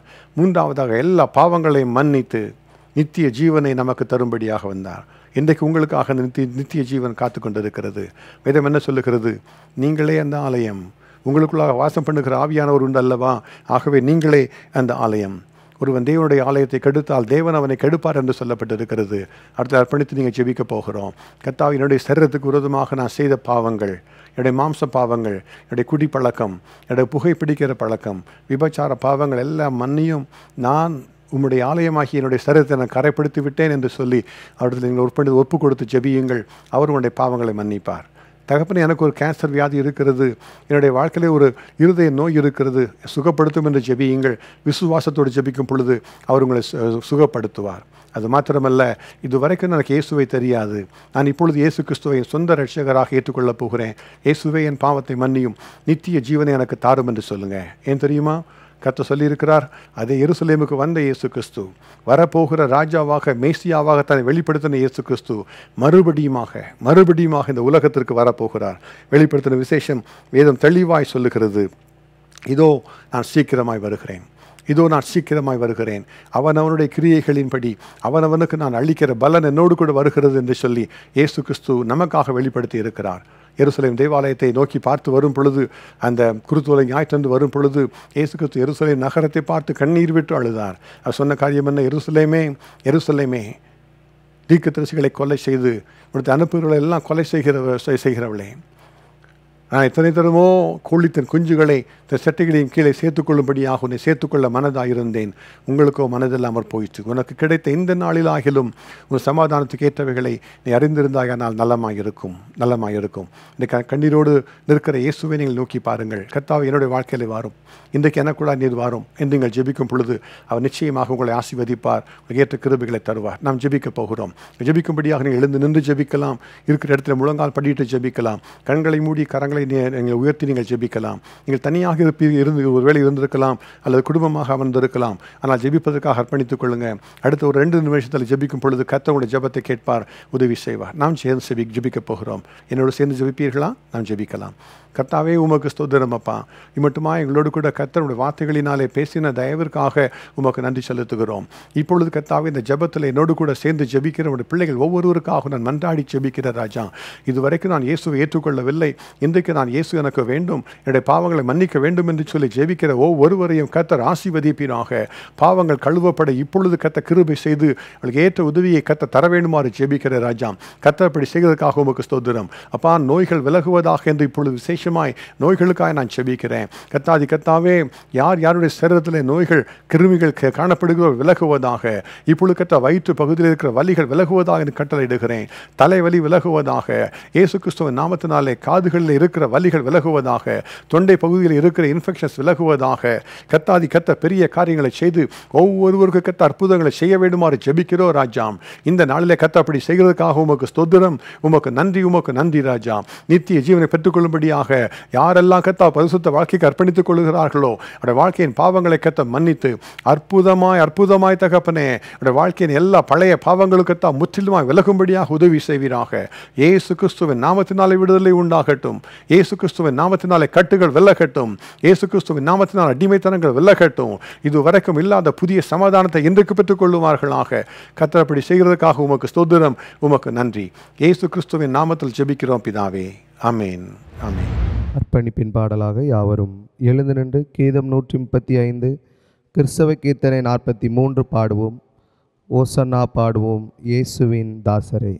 கீதம் 135 கிறிஸ்தவ கீர்த்தனை 43 பாடுவோம்.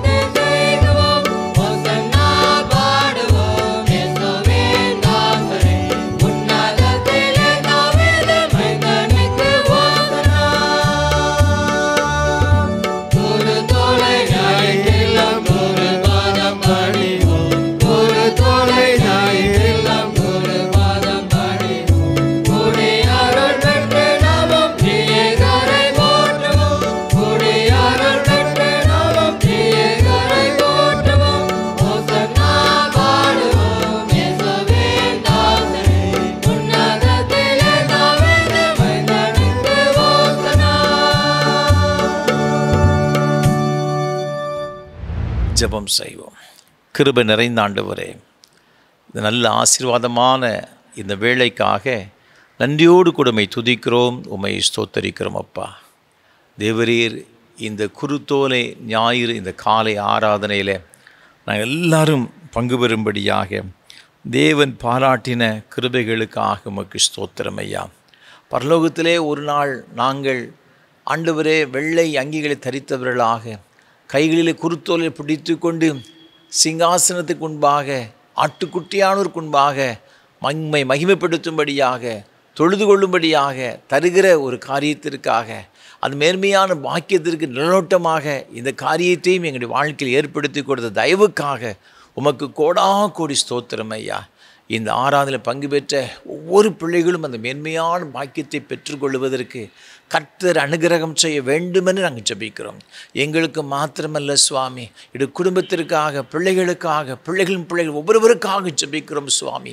ஒவ்வொருவரும் அந்த மேன்மையான பாக்கியத்தை பெற்றுக்கொள்ள ஆண்டவர் அனுகிரகம் செய்ய வேண்டுமென்று நாங்கள் ஜெபிக்கிறோம் ஐயா. இடையே திருச்சபை எல்லா குடும்பங்களுக்காக ஜெபிக்கிறோம். இந்த ஆராதனையில் பங்கு பெற்று கொண்டிருக்கின்ற ஒவ்வொரு பிள்ளைகளுக்காக நாங்கள் ஜெபிக்கிறோம் சுவாமி. ஒவ்வொருவரையும் கர்த்தர் ஆசீர்வதிப்பீராக. ஒவ்வொருடைய வாழ்க்கையும் கர்த்தரை மகிமைப்படுத்துகிற, உம்மை துதித்து ஸ்தோத்தரிக்கின்ற ஒரு வாழ்க்கையாக அமைவதற்கு ஆண்டவர் அனுகிரகம் செய்ய வேண்டும் நாங்கள் ஜெபிக்கிறோம் ஐயா. என்னென்ன காரியத்திலெல்லாம் உமது பிள்ளைகள் ஆண்டவரே உம்முடைய சன்னிதானத்திலிருந்து ஆண்டவர் மேன்மையான ஒரு ரட்சிப்பையும் ஆசீர்வாதங்களையும் பெற்றுக்கொள்ளும்படியாக எதிர்பார்த்திருக்கின்றார்களோ, அது ஒன்று கூட குறைவில்லாமல் எல்லாவற்றையும் சம்பூர்ணமாய் பெற்றுக்கொள்ள பரலோகத்தின் தேவன் அனுகிரகம் செய்ய வேண்டும் நாங்கள் ஜெபிக்கிறோம் அப்பா. தகப்பனே, நீ தந்த அருமையான கற்பத்தின் கனிகளுக்காக உமக்கு ஸ்தோத்திரம். இதை பிள்ளைகளை ஆண்டவர் ஆசீர்வதிப்பீராக. ஆண்டவர் பிள்ளைகள் கர்த்தரால் தருகின்ற ஆண்டவர் பெற்றுக்கொள்ள ஒரு பெரிய சுதந்திரம் ஆண்டவரே, அதற்காக உமக்கு ஸ்தோத்திரம் ஐயா. நீ தந்த இந்த சுதந்திரங்களை கர்த்தர் ஆசீர்வதிப்பீராக. சிறு வயது முதற்கொண்டே எங்களுடைய அருமையான பிள்ளைகள் உம்மை அறிகிற அறிவிலும் ஞானத்திலும் வளர்த்திலும் தேவ கிருபையிலும் மனுஷ தயவிலும் அதிகமாய் விருத்தி அடைய ஆண்டவர் அனுகிரகம் செய்ய வேண்டும் நாங்கள் ஜெபிக்கிறோம் ஐயா. படித்து கொண்டிருக்கிற பிள்ளைகளுக்காக, விசேஷமாக இந்த தேர்வு காலங்களில் பிரவேசித்திருக்கின்ற பிள்ளைகளுக்காக ஜெபிக்கிற ஐயா. இது பிள்ளைகள் மிக சிறப்பாக தேர்வு எழுதவும் அவர்கள் நிறைந்த ஆண்டவரே ஒரு உன்னதமான மதிப்பெண்களை பெற்றுக்கொண்டு மெரிட்டில் எங்களுடைய பிள்ளைகள் ஹையர் ஸ்டடீஸ் செல்லவும் தக்கதான கிருபைகளை கொடுத்து ஆசீர்வதிப்பீராக. இது பிள்ளைகள் படுகிற பிரயாசங்கள் ஒன்று கூட வீணாய் போகாதபடி காத்துக்கொள்வீராக. அநேக பிள்ளைகள் சுவாமி, இது வாலிப சகோதர சகோதரிகள் படித்து முடித்துவிட்டு அதற்கு ஏற்ற வேலைக்காக பிரயாசப்பட்டு கொண்டிருக்க அறிந்திருக்கிறேன். பல்வகையான தடைகள் சுவாமி, ஆண்டு உலக பிரகாரமான எத்தனையோ விதமான தடைகளை எங்களுடைய பிள்ளைகள் சந்தித்து கொண்டிருக்கிற அறிந்திருக்கிறேன். நியாயமாய் கிடைக்க வேண்டிய ஆண்டவரே ஆசீர்வாதம் கூட ஏதாவது ஒரு காரணத்தில் தடைபட்டு போகிற அறிந்திருக்கிறேன். இப்பொழுதும் நம்புகிறவர்களுக்கும் மற்றவர்களுக்கு வித்தியாசத்தை காண செய்கிற ஆண்டவர் முது பிள்ளைகளுக்கு ஒரு அற்புதத்தை செய்யும்படியாக ஜெபிக்கிறோம். தடைகளை நீக்கி போடுகிறவர் முது பிள்ளைகள் உண்மை கடந்து போகும்படியாக நாங்கள் ஜெபிக்கிறோம் சுவாமி. அவள் எல்லாரும் ஆண்டவர் தடைகளை கடந்து வந்து ஆசீர்வாதங்களை சுதந்திரித்துக் கொள்ளும்படி உதவி செய்வீராக. முது பிள்ளைகள் நினைத்ததை காட்டிலும் ஒரு மேன்மையான உன்னதமான அந்தஸ்தை பெற்றுக்கொள்ளும்படியாக நல்ல பணிகளை கற்றுக் கொடுத்து ஆசீர்வதிப்பீராக. அயல் நாடுகளில் ஆண்டவரை சென்று உயர் படிப்பு படித்துவிட்டு ஆண்டவரை வேலைக்காக பிரயாசப்படுகிற பிள்ளைகளுக்காக நாங்கள் ஜெபிக்கிறோம். இன்னும் பற்பல விதங்களில் வேலைக்கு பிரயாசப்படுகிற ஒவ்வொரு பிள்ளைகளுக்காக நாங்கள் ஜெபிக்கிறோம் ஐயா. அவருடைய பிள்ளையுடைய பிரயாசங்கள் ஒன்று கூட வீணாய் போகாதபடிக்கு எல்லாவற்றையும் நிறைவாய் பெற்றுக்கொள்ள பரலோகத்தின் தேவன் அனுகிரகம் செய்ய வேண்டும் என்று நாங்கள் ஜெபிக்கிறோம் ஐயா. முது பிள்ளைகள் எல்லாரையும் கர்த்தர் ஆசீர்வதிப்பீராக. தேவ கிருபை இந்த பிள்ளைகளோடு கூட இருக்கட்டும் ஐயா. திருமணத்திற்கு காத்திருக்கிற அருமையான சகோதர சகோதரிகளுக்காக நாங்கள் ஜெபிக்கிறோம் ஐயா. ஆண்டவர் அதனதன் காலத்தில் எல்லாவற்றையும் நேர்த்தியாய் செய்கிற ஆண்டவர் இடைய பிள்ளையுடைய வாழ்க்கையில் எல்லாவற்றையும் நேர்த்தியாய் செய்து முடிக்கும்படியே ஜெபிக்கிறோம் ஐயா.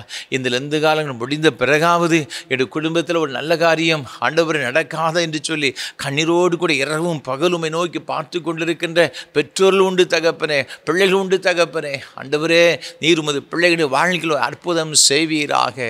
ஆண்டவரே, இந்த பிள்ளைகள் பொருளாதார ரீதியில் ஒருவேளை ஆண்டு கஷ்டப்பட்டு கொண்டிருந்தாலும், ஒருவேளை வேறு பலவிதமான காரியத்து நிமித்தமாக இந்த பிள்ளைகள் ஆண்டவரை கஷ்டப்பட்டு கொண்டிருந்தாலும் எல்லாவற்றையும் கர்த்தர் மாற்றி போடுவீராக. நம்புகிற பிள்ளைகளுக்கு ஆண்டவரே அரணான கோட்டையாக இருக்கிறவர் ஐயா. இக்கட்டு காலத்தில் உதவி செய்கிற ஆண்டவர் உமது பிள்ளைகளுக்கு உதவி செய்து அவர்களை ஆசீர்வதிக்க வேண்டும் என நாங்கள் ஜெபிக்கிறோம் ஐயா. கற்பத்தின் கனிகளுக்காக பல வருடங்களை காத்திருக்கிற தம்பதிகளுக்காக நாங்கள் ஜெபிக்கிறோம் சுவாமி. ஆண்டவரே வெளியே போக முடியவில்லை, ஆண்டவரே வெட்கமாக இருக்கிறதுன்னு சொல்லி அநேக பிள்ளைகள் சுவாமி கண்ணீரோடு கூட இப்படி சமூகத்தில் மன்றாடி கொண்டிருக்கிற அறிந்திருக்கிறேன். என் தேவனை கர்த்தர் உமது பிள்ளைகளை கண்ணோக்கி பார்ப்பீராக. அவருடைய கவலைகள் எல்லாம் கர்த்தர் மாற்றும்படி ஜெபிக்கிறோம். கர்த்தர் மேல் பாரத்தை வைத்து விடு, அவர் உன்னை ஆதரிப்பார் சொல்லப்பட்டிருக்கிறது. அவர் உன்னை விசாரிக்கிற ஆனபடினால் உங்கள் கவலையெல்லாம் அவர்கள் வைத்து விடுங்க சொன்னீங்களே சுவாமி. அருமையான உமது பிள்ளைகள் தங்களுடைய கவலையெல்லாம் மீது இறக்கி வைக்கிறார்கள் சுவாமி. மீது வைத்திருக்கிற அறிந்திருக்கிறப்பா, இப்படி வாழ்க்கையில் சந்தோஷமும் மகிழ்ச்சியும் கேட்கும்படி கர்த்தர் அனுகிரகம் செய்ய வேண்டும் என நாங்கள் ஜெபிக்கிறோம் சுவாமி. எல்லா விதமான ஆண்டவரே தடைகளும் இயேசுவின் நாமத்தில் விலகும்படி ஜெபிக்கிறோம். மருத்துவர்கள் எப்படிப்பட்ட ஒரு காரியம் சொன்னாலும் கூட தகப்பனே, நீர் மருத்துவருக்கும் மேலான மருத்துவராய் இருக்கிறபடினால ஆண்டவரே உம்முடைய பரிசுத்த வல்லமை உமது பிள்ளைகள் மீது இறங்குவதாக சுவாமி. ஆண்டவரே இந்த பிள்ளைகளுக்கு ஏற்ற வேளையில் கற்பத்திற்கு நீ கொடுத்து அவர்களை ஆசீர்வதிக்கும்படி நாங்கள் ஜெபிக்கிறோம் ஐயா. இயேசு கிறிஸ்துவின் நாமத்தினாலே எல்லா தடைகளும் மாறுவதாக. சரீரத்தில் காணப்படுகிற குறைபாடுகள் எல்லாம் இயேசு கிறிஸ்துவின் நாமத்தினாலே விலகட்டும் நாங்கள் ஜெபிக்கிறோம். ஒரு அற்புதம் நடப்பதாக இயேசுவின் நாமத்தினாலே. நீங்கள் அவ்வாறு செய்கிற தயவுக்காக உமக்கு கோடி ஸ்தோத்திரம் ஆண்டவரே. நன்றி செலுத்துகிறோம் ஐயா. பேர்கால நிலைமைக்கு அருமையான சகோதரிகளுக்காக நாங்கள் ஜெபிக்கிறோம் ஐயா. தகப்பனே உமக்கு ஸ்தோத்திரம் ஐயா. சிக்கலான பிரசவத்தின் மூலமாக வேதனையோடு கூட உம்முடைய சமூகத்தில் மன்றாடுகிற பிள்ளைகளுக்காக நாங்கள் ஜெபிக்கிறோம். எல்லாம் இயேசுவின் நாமத்தில் மாறுவதாக. எல்லாம் இயேசு கிறிஸ்துவின் நாமத்தில் மாறட்டும் நாங்கள் ஜெபிக்கிறோம் ஐயா. நல்ல ஒரு சுக பிரசவத்தை உமது பிள்ளைகளுக்கு கொடுத்து அவர்கள் பயங்களெல்லாம் மாற்றும்படி ஜெபிக்கிறோம். உமது பிள்ளைகளை கர்த்தர் பலப்படுத்துவீராக, ஸ்திரப்படுத்துவீராக. நீங்கள் அவ்வாறு செய்கிற தயவுக்காக ஸ்தோத்திரம். அநேக பிள்ளைகளுக்கு அவ்வாறு செய்தி கொண்டு வந்தீரே, அதற்காக நன்றி செலுத்துகிறோம் ஐயா. தகப்பனே வயோதிப நிலைமைக்கு அருமையான பெற்றோர்களுக்காக நீங்கள் ஜெபிக்கிறோம் ஐயா. ஆண்டவரே இந்த தள்ளாத வயதிலும் கூட ஆண்டவர் எப்படியாயில் ஆராதிக்க வேண்டும் சொல்லி தகப்பனே இந்த ஆராதனையில் பங்கெடுத்து கொண்டிருக்கின்ற ஒவ்வொரு தாய் தகப்பன்மாருக்காக ஜெபிக்கிறோம் ஐயா. தேவ கரமுது பிள்ளைகள் மீது இறங்குவதாக. அவருடைய பலவீனெல்லாம் கர்த்தர் மாற்றுவீராக சுவாமி. ஆண்டவர் பலப்படுத்தும்படியாக நாங்கள் ஜெபிக்கிறோம் ஐயா. ஒருவேளை உமது பிள்ளைகள் தன்னுடைய பலவீனங்களுக்காக மருந்து மாத்திரைகள் உபயோகப்படுத்தினாலும் கூட கர்த்தர் தான் எங்களுடைய பிள்ளைகளை பலப்படுத்த முடியும் ஐயா. நீங்கள் தான் அவங்களை ஸ்திரப்படுத்த முடியும் ஐயா. நல்ல சுகத்தையும் பலத்தை நீடித்த சுகவாழ்வும் கொடுப்பீராக. கண்களுள்ள பார்வையின் குறைவு நிமித்தமாய் கஷ்டப்படுகிற பிள்ளைகளுக்கு அந்த பார்வைகளெல்லாம் இயேசுவின் நாமத்தில் தெளிவாகட்டும் நாங்கள் ஜெபிக்கிறோம் ஐயா. ஆண்டவர் நடக்க முடியாத பிரச்சனை, உட்கார முடியாத பிரச்சனை என்னால் கஷ்டப்படுகிற பிள்ளைகளுக்காக, இரவில் தூங்க முடியாத பிரச்சனையினால் கஷ்டப்படுகிற பிள்ளைகளுக்காக ஜெபிக்கிறோம். எல்லாம் மாறுவதாக. உச்சந்தலை முதல் உள்ளங்கால் வரை என்னென்ன பலவீனத்தில் நம்முடைய பிள்ளைகள் பாதிக்கப்பட்டு இருக்கிறார்களோ இயேசு கிறிஸ்துவின் நாமத்தில் எல்லாம் மாறட்டாங்க ஜெபிக்கிறோம் ஐயா. ஆண்டவர் அற்புதத்தை செய்வீராக. நீர் எவ்வளவாய் உமது பிள்ளைகள் நேசிக்கிறீர் ஐயா. எவ்வளவாய் உமது பிள்ளைகள் மீது ஆண்டவரின் அன்பு செலுத்துகிறீர் ஐயா. அதை அந்த பிள்ளை உணர்ந்து கொள்ளும்படியாக கர்த்தர் அனுகிரகம் செய்யும்படி ஜெபிக்கிறோம் ஐயா. ஹாஸ்பிட்டலில் அனுமதிக்கப்பட்டு வியாதினால் கஷ்டப்படுகிற பிள்ளைகளுக்காக ஜெபிக்கிறோம். இனி என்னென்ன வியாதினால் உமது பிள்ளைகள் கஷ்டப்பட்டு கொண்டிருக்கிறார்களோ ஒவ்வொருவருக்காரங்க ஜெபிக்கிறோம் ஐயா. கர்த்தருடைய சுகமளிக்கிற வல்லம் பிள்ளைகள் மீது கடந்து வருவதாக. அது சமீபத்தில் ஏற்பட்ட வியாதியாயிருந்தாலும் நாள்பட்ட வியாதியாயிருந்தாலும் இயேசு கிறிஸ்துவின் நாமத்தினாலே மாறட்டும் நாங்கள் ஜெபிக்கிறோம் ஐயா. ஆண்டவரே, இன்று கண்ட எகிப்தினை ஒரு நாளும் காண மாட்டேன்னு சொன்னவரே, நானே உன் பரிகாரியை கர்த்தர்னு சொன்னவரே தகப்பனே, யெகோவா ராஃபாவா இருக்கிறேன். ஆண்டவரை கர்த்தர் உமது பிள்ளைகளுக்கு சுகமளிக்கிற தேவனாயிருந்து நல்ல ஒரு பரிபூரணமான ஆரோக்கியத்தை கொடுத்து கர்த்தர் ஆசீர்வதிக்க வேண்டும் நாங்கள் ஜெபிக்கிறோம் ஐயா. என் ஆண்டவர் கொடுக்கிற விடுதலைக்காக, கர்த்தர் கொடுக்கிற ஆரோக்கியத்திற்காக, சுகத்திற்காக கோடி ஸ்தோத்திரம் ஐயா. கடன் பிரச்சனையினால் வாடுகின்ற பிள்ளைகளுக்காக நாங்கள் ஜெபிக்கிறோம் ஐயா. முது பிள்ளையோட வாழ்க்கையில் எல்லா கடன் பிரச்சனை மாறுவதாக. தொழிலில் ஏற்பட்ட நஷ்டத்தின் மூலமாக மிகுந்த வேதனையோடு கூட இருக்கிற பிள்ளைகளுக்காக ஜெபிக்கிறோம். இந்த புதிய ஆண்டவரே உமக்கு ஸ்தோத்திரம் ஐயா. பொருளாதார ஆண்டில் இந்த ஃபினான்ஷியல் இயரில் தகப்பனே முது பிள்ளைகளுக்கு ஆண்டவர்கள் எதையெல்லாம் இழந்தார்களோ எல்லாவற்றையும் திரும்ப பெற்றுக்கொள்ளும்படியாக ஆண்டவரே உமக்கு ஸ்தோத்திரம். ஒரு பெரிய ஆசீர்வாதங்களை உமது பிள்ளைகள் ஒவ்வொருடைய வாழ்க்கையிலும் ஆண்டவர் கட்டளையிட வேண்டும் நாங்கள் ஜெபிக்கிறோம். இயேசுவின் நாமத்தினாலே எல்லா பிரச்சனைகளும் இன்றோடு மாறட்டு நாங்கள் ஜெபிக்கிறோம் ஐயா. ஆண்டவரே உமது பிள்ளைகளுடைய வாழ்க்கை ஒரு புதிய அத்தியாயத்தை ஆண்டவர் தொடங்கும்படி நாங்கள் ஜெபிக்கிறோம் ஐயா. தொழிலில் ஒரு பெரிய ஆசீர்வாதம், அவருடைய தொழில்கள் எல்லைகள் இயேசு கிறிஸ்துவின் நாமத்தினாலே விஸ்தாரமாகும்படி நாங்கள் ஜெபிக்கிறோம் ஐயா. நீர் அவ்வாறு செய்கிற தயவுக்காக கோடி ஸ்தோத்திரம். உமது பிள்ளைகள் கைட்டு செய்கிற எல்லா பிரயாசங்களுக்காக ஜெபிக்கிறோம். என்னென்ன வேலைகள் செய்கிறார்களோ எல்லா வேலைகளையும் ஆண்டவர் ஆசீர்வதிக்கும்படியாக ஜெபிக்கிறோம் ஐயா. அது ஒரு சிறிய வேலையாக இருந்தாலும், அது ஒரு பெரிய வேலையாக இருந்தாலும், அரசு வேலையாக இருந்தாலும், தனியார் துறையில் செய்கிற ஒரு வேலையாக இருந்தாலும், எதுவாக இருந்தாலும் என் ஆண்டவர் உமது பிள்ளைகள் ஒவ்வொருடைய வருமானங்களை ஆசீர்வதித்து பல மடங்கை பெருக பண்ணுவீராக. நீர் அவ்வாறு செய்கிற தயவுக்காக உமக்கு ஸ்தோத்திரம். தேசத்தை உமது கரத்தில் கொடுக்கிறோம் ஐயா. தேசத்தை ஆசீர்வதிப்பீராக. ஆண்டவரே, நல்ல தலைவர்களை கத்தை ஏற்படுத்தி கொடுத்து எல்லா மக்களும் சந்தோஷமாய் வாழ்வதற்கு ஆண்டவர் அனுகிரகம் செய்ய வேண்டும் நாங்கள் ஜெபிக்கிறோம். கர்த்தருடைய சித்தம் மாத்திரம் எங்கள் தேசத்தில் நடக்கும்படியாய் இயேசு கிறிஸ்துவின் நாமத்தை நாங்கள் ஜெபிக்கிறோம் ஐயா. உங்களுடைய ஆண்டவருடைய சித்தம் மாத்திரம் நிறைவேற நாங்கள் ஜெபிக்கிறோம் ஐயா. எங்களை தாழ்த்தி உமது கரத்தில் ஒப்புக் கொடுக்கிறோம் ஐயா. என் தேசத்தின் மீது உங்களுடைய கிருபை எப்பொழுதும் தங்கியிருக்கும்படி அங்கே ஜெபிக்கிறோம். அவ்வாறு செய்கிற தயவுக்காக உமக்கோடாக கோடி ஸ்தோத்திரம், நன்றி செலுத்துகிறோம் ஐயா. இப்பொழுது தகப்பனே, இந்த ஆராதனை வேளை ஒளிப்பதிவு செய்வதற்கு உதவி செய்த அருமையான குடும்பத்தினருக்காக, கோயம்புத்தூரை சேர்ந்த அருமையான உமது பிள்ளைகளுக்காக ஸ்தோத்திரம் ஐயா. திரு ஜெயபாண்டியன் அவர்களுக்காக, திரு ஆனி ஜெயபாண்டியன் அவர்களுக்காக ஸ்தோத்திரம். இந்த அருமையான குடும்பத்தினரை கர்த்தர் ஆசீர்வதிப்பீராக. அருமையான இந்த குடும்பத்திற்காக விசேஷமான சமூகத்தில் வருகிறோம். நல்ல சுகத்தையும் பலத்தையும் நீடித்த சுகவாளையும் சார்பும் இந்த பிள்ளைகளுக்கு கொடுத்து, நீ உன் பிள்ளைகளின் பிள்ளைகளையும் இஸ்ரவேலுக்கு உண்டான சமாதானத்தை காண்பா என்ற வார்த்தையின்படி அந்த உன்னதமான ஆசீர்வாதங்களை அருமையான இந்த குடும்பத்தில் பெற்று அனுபவிக்க உதவி செய்வீராக. தேவரே, நீ கொடுத்த அருமையான பிள்ளைகளுக்காக ஸ்தோத்திரம் ஐயா. மூத்த மகனுக்காக, அருமையான மகன் மிஸ்டர் ஆஷ்லி அவர்களுக்காக, அவருடைய அன்புக்குரிய துணைவியார் மேரி எலிசபெத்துக்காக ஸ்தோத்திரம் செலுத்துகிறோம். அருமையான உமது பிள்ளைகளை கர்த்தர் ஆசீர்வதிப்பீராக.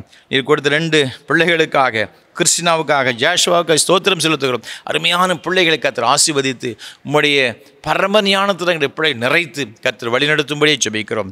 அதே போல் அடுத்த மகனுக்காக, மிஸ் ஆண்ட்ரூக்காக, மிஸ்ஸஸ் ஆட்லின் எஸ்தருக்காக ஸ்தோத்திரம் செலுத்துகிறோம். இந்த அருமையான குடும்பத்தின் பிள்ளைகள் கர்த்தர் ஆசீர்வதிப்பீராக சுவாமி. ஆண்டவரை, நீர் கொடுத்த அருமையான பிள்ளைகளுக்காக, அபிஷேகுக்காக ஸ்தோத்திரம் செலுத்துகிறோம் ஐயா. 2 பிள்ளைகளையும் கர்த்தர் ஆசீர்வதிங்க சுவாமி. உம்முடைய அளவற்ற கிருபையினாலும் ஞானத்திலும் எங்களுடைய பிள்ளை நிரப்பப்பட்டு இந்த உலகத்திலே ஆண்டவரே உம்முடைய வசனத்தை பிடித்துக்கொண்டு சுடராய் பிரகாசிக்கும்படியான பாக்கியத்தை கொடுத்து ஆண்டவர் ஆசீர்வதிக்கும்படியாய் ஜெபிக்கிறோம் ஐயா. தேவ கிருபை இந்த அருமையான குடும்பத்தோடு கூட எப்பொழுது நிலைத்திருக்க ஆண்டவர் அனுகிரகம் செய்ய வேண்டும் நாங்கள் ஜெபிக்கிறோம். உமக்கென்று கொடுத்தவர்கள் ஒரு நாளும் குறைபட்டு போய்விடக்கூடாதப்பா. நிறைவான ஆசீர்வாதம் நிரப்பப்பட ஆண்டவர் அனுகிரகம் செய்ய வேண்டும் என்று நாங்கள் ஜெபிக்கிறோம். நாங்கள் நினைப்பதற்கும் விரும்புகிறதற்கும் வேண்டிக் கொள்கிறதற்கு அதிகமாய் கிரியைச்சல் வல்லம் என்படி கர்த்தர் பெரிய காரணம் கட்டளையிடுவீராக. கணம் துதி மகிமையெல்லாம் உமக்கு சொல்வதை ஏற்றுக்கொள்ளும். ஆண்டவர் இயேசு கிறிஸ்துவின் மூலமாக ஜெபிக்கிறோம் பரிசுத்த பிதாவே.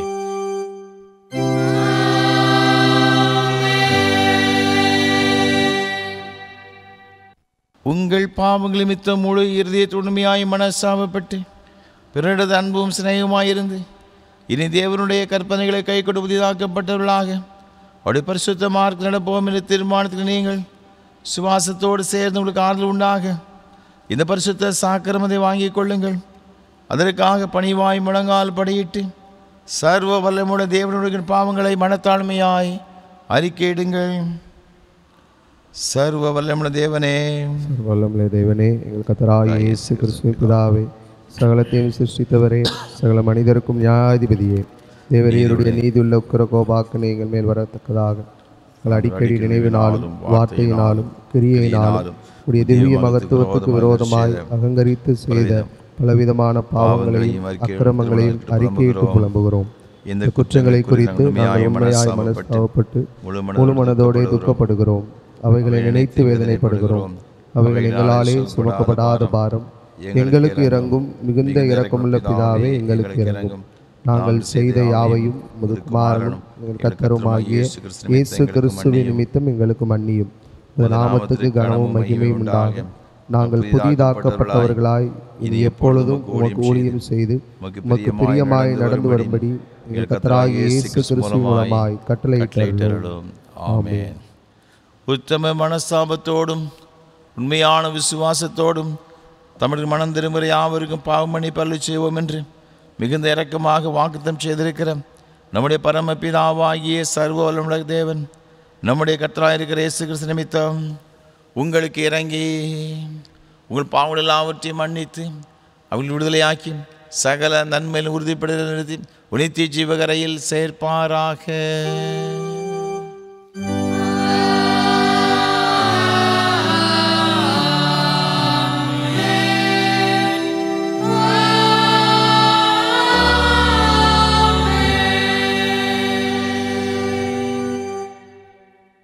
தம்மிடத்தில் உண்மையாய் மணந்திருக்கிற யாவருக்கும் நமது இரட்சகராகிய கிறிஸ்து திருவுளம் மற்றும் ஆறுதலான வார்த்தைகளை கேளுங்கள். வருத்தப்பட்டு பாரம் சுமக்கிறவர்களே, நீங்கள் எல்லாரும் இடத்தில் வாருங்கள், நான் உங்களுக்கு இளைப்பாறுதல் தருவேன். தேவன் தம்முடைய ஒரே பேரான குமாரனை விசுவாசிக்கிறவன் எவனோ அவன் கெட்டு போகாமல் நித்திய ஜீவன் அடையும்படிக்கு அவரை தந்தரளி இவ்வளவாய் உலகத்தில் அன்பு கூர்ந்தார். பரிசுத்த பவுல் சொல்லியிருக்கிறதை கேளுங்கள். பாவிகள் ரட்சிக்க கிறிஸ்து இயேசு உலகத்தில் வந்தார் என்ற வார்த்தை உண்மையும் எல்லா அங்கீகரிப்பு பாத்திரமானது. பரிசுத்த யோவான் சொல்லியிருக்கிறதை கேளுங்கள். ஒருவன் பாவம் செய்வானானாலும் நீதிபராக இருக்கிற இயேசு கிறிஸ்து நமக்காக பிதாவிடத்தில் பரிந்து பேசுகிறவராக இருக்கிறார். நம்முடைய பாவங்கள் நிவர்த்தி செய்கிற கிருபாதார பலி அவரே. உங்களை உயர்த்துங்கள்.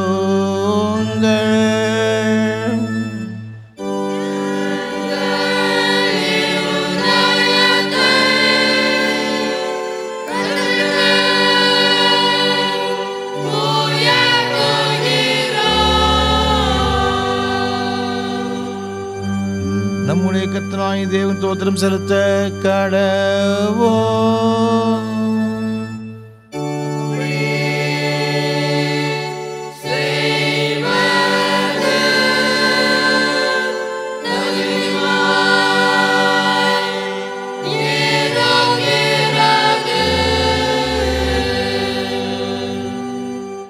கர்த்தாவே, பரிசுத்த பிதாவே, சர்வ வல்லமையுள்ள நித்திய தேவனே, நாங்களே காலத்தில் தேவருக்கு தோத்திரம் செலுத்துகிறது மிகவும் தகுதி எங்களுக்கு விசேஷித்த கடமையுமா இருக்கிறது.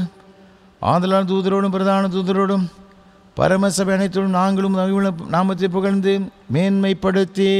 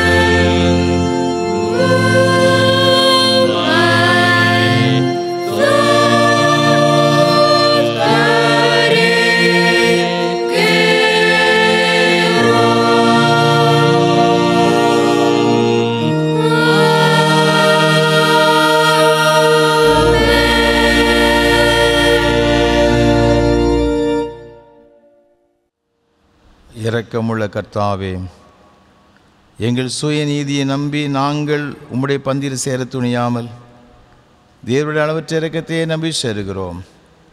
உம்முடைய மேசையின் கீழ் விழும் துணிக்கைகளையும் பொறுக்கிக் கொள்ள பாத்திரல்ல. ஆனாலும் தேவரீர் எப்பொழுதும் இரக்கம் செய்ய லட்சமுடைய மாறாத ஆண்டவராக இருக்கிறீர். ஆகையால் கிருபையுள்ள கர்த்தாவையும் தலைமையான குமாரனாகிய இயேசு கிறிஸ்துவின் சரீரத்தார் எங்கள் பாவமுள்ள சிற சுத்தமாகி அவருடைய விலை உயர்ந்த இரத்தத்தாங்கள் ஆத்மா கழுவப்படுவதற்கும் எப்பொழுது நாங்கள் அவருக்குள்ளும் அவர் எங்களுக்குள்ளும் வாசமாயிருப்பதற்கு ஏற்ற விதமாய் அவருடைய சரித்தை புசித்த இரத்தத்தை பானம் பண்ண எங்களுக்கு கிருபை செய்தருளும்.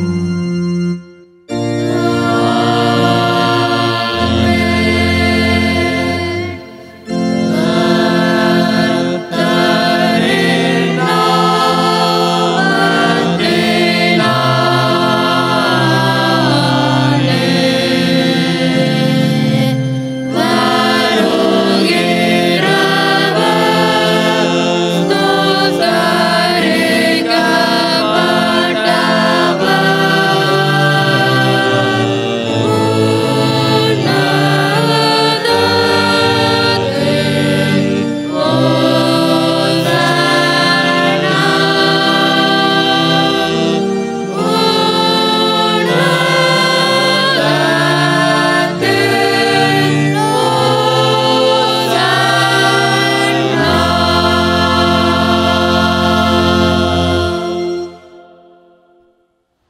சர்வ வல்லமுள்ள தேவனே, எங்கள் பரமபிதாவே, தேவரீர் எங்களுக்கு குறுக்கமாக இறங்கி உம்முடைய ஒரே குமாரனாகிய இயேசு கிறிஸ்து சிலுவையில் மரணமடைந்து எங்களை மீட்டுக்கொள்ளும்படி அவர் தந்தல் நேரே.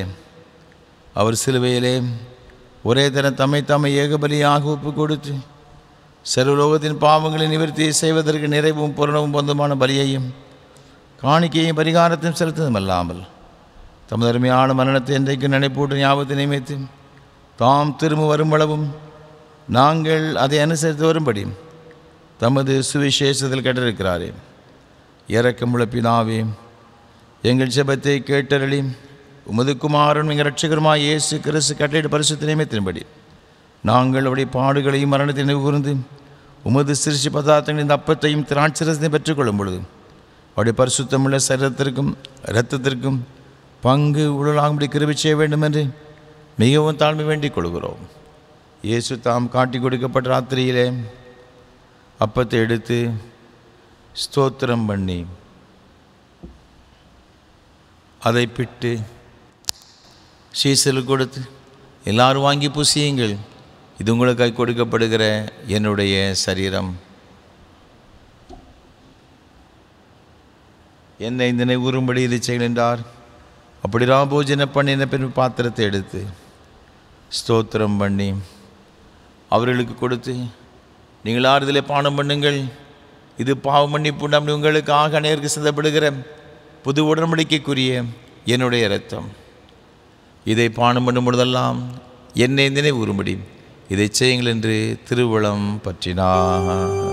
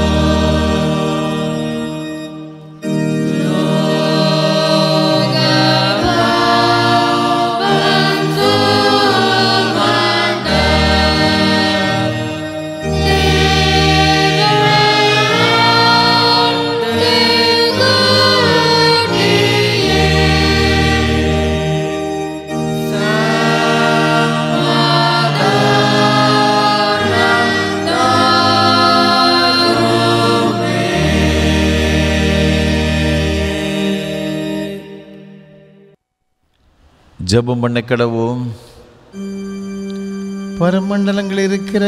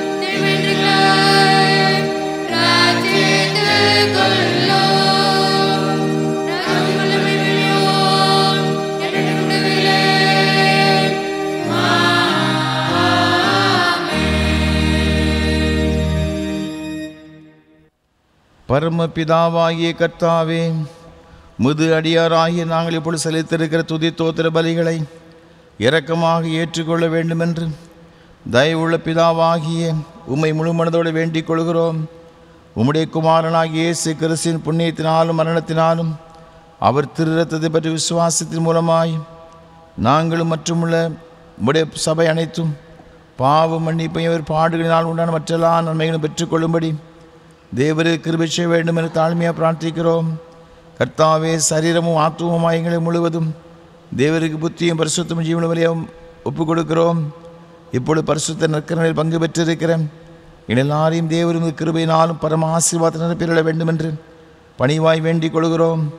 அநேக விதமாயிருக்கிற எங்கள் பாவங்களினாலே தேவருக்கு எந்த பலியும் செலுத்துவதற்கு நாங்கள் அபாத்திரம் இருந்த பொழுதிலும் எங்கள் அபாத்திரத்தை தேவரீர் கவனியாமல் எங்கள் கர்த்தராகிய இயேசு கிறிஸ்து நிமித்தம் எங்கள் குற்றங்களை மன்னித்து எங்கள் கடமையின்படி நாங்கள் செலுத்துகிற பணிவிடை ஏற்றுக்கொள்ள வேண்டும் என்று பிரார்த்திக்கிறோம்.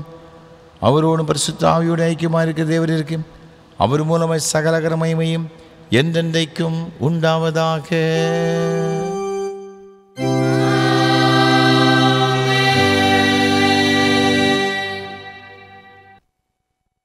எல்லா புத்திக்கும் மேலான தேவ சமாதானங்களோடு கூட இருந்து நீங்கள் தேவனையும் அவருடைய குமாரனாம் நாதர் இயேசு கிறிஸ்து பற்றி அறிகிற அறிவிலும் அன்பிலத்திருக்கும்படி உங்கள் ஈரத்தை சிதை காக்கிடுவது பிதா குமாரன் பரிசுத்த ஆவியாகிய சர்வவல்லமையுள்ள தேவனுடைய ஆசீர்வாதங்களோடு கூட இருந்து இன்றும் இன்னும் சதா காலங்களிலும் உங்களோட நிலைத்திருக்க கடவது.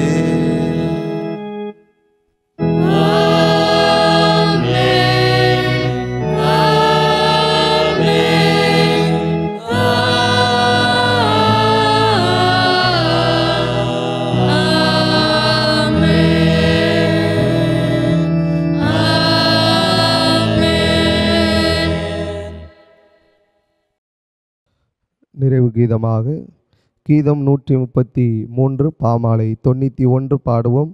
இஸ்திரியின் வித்தவருக்கு ஓசன்னா ஆர்ப்பரிப்போம். கீதம் 133 பாமாலை 91 பாடுவோம்.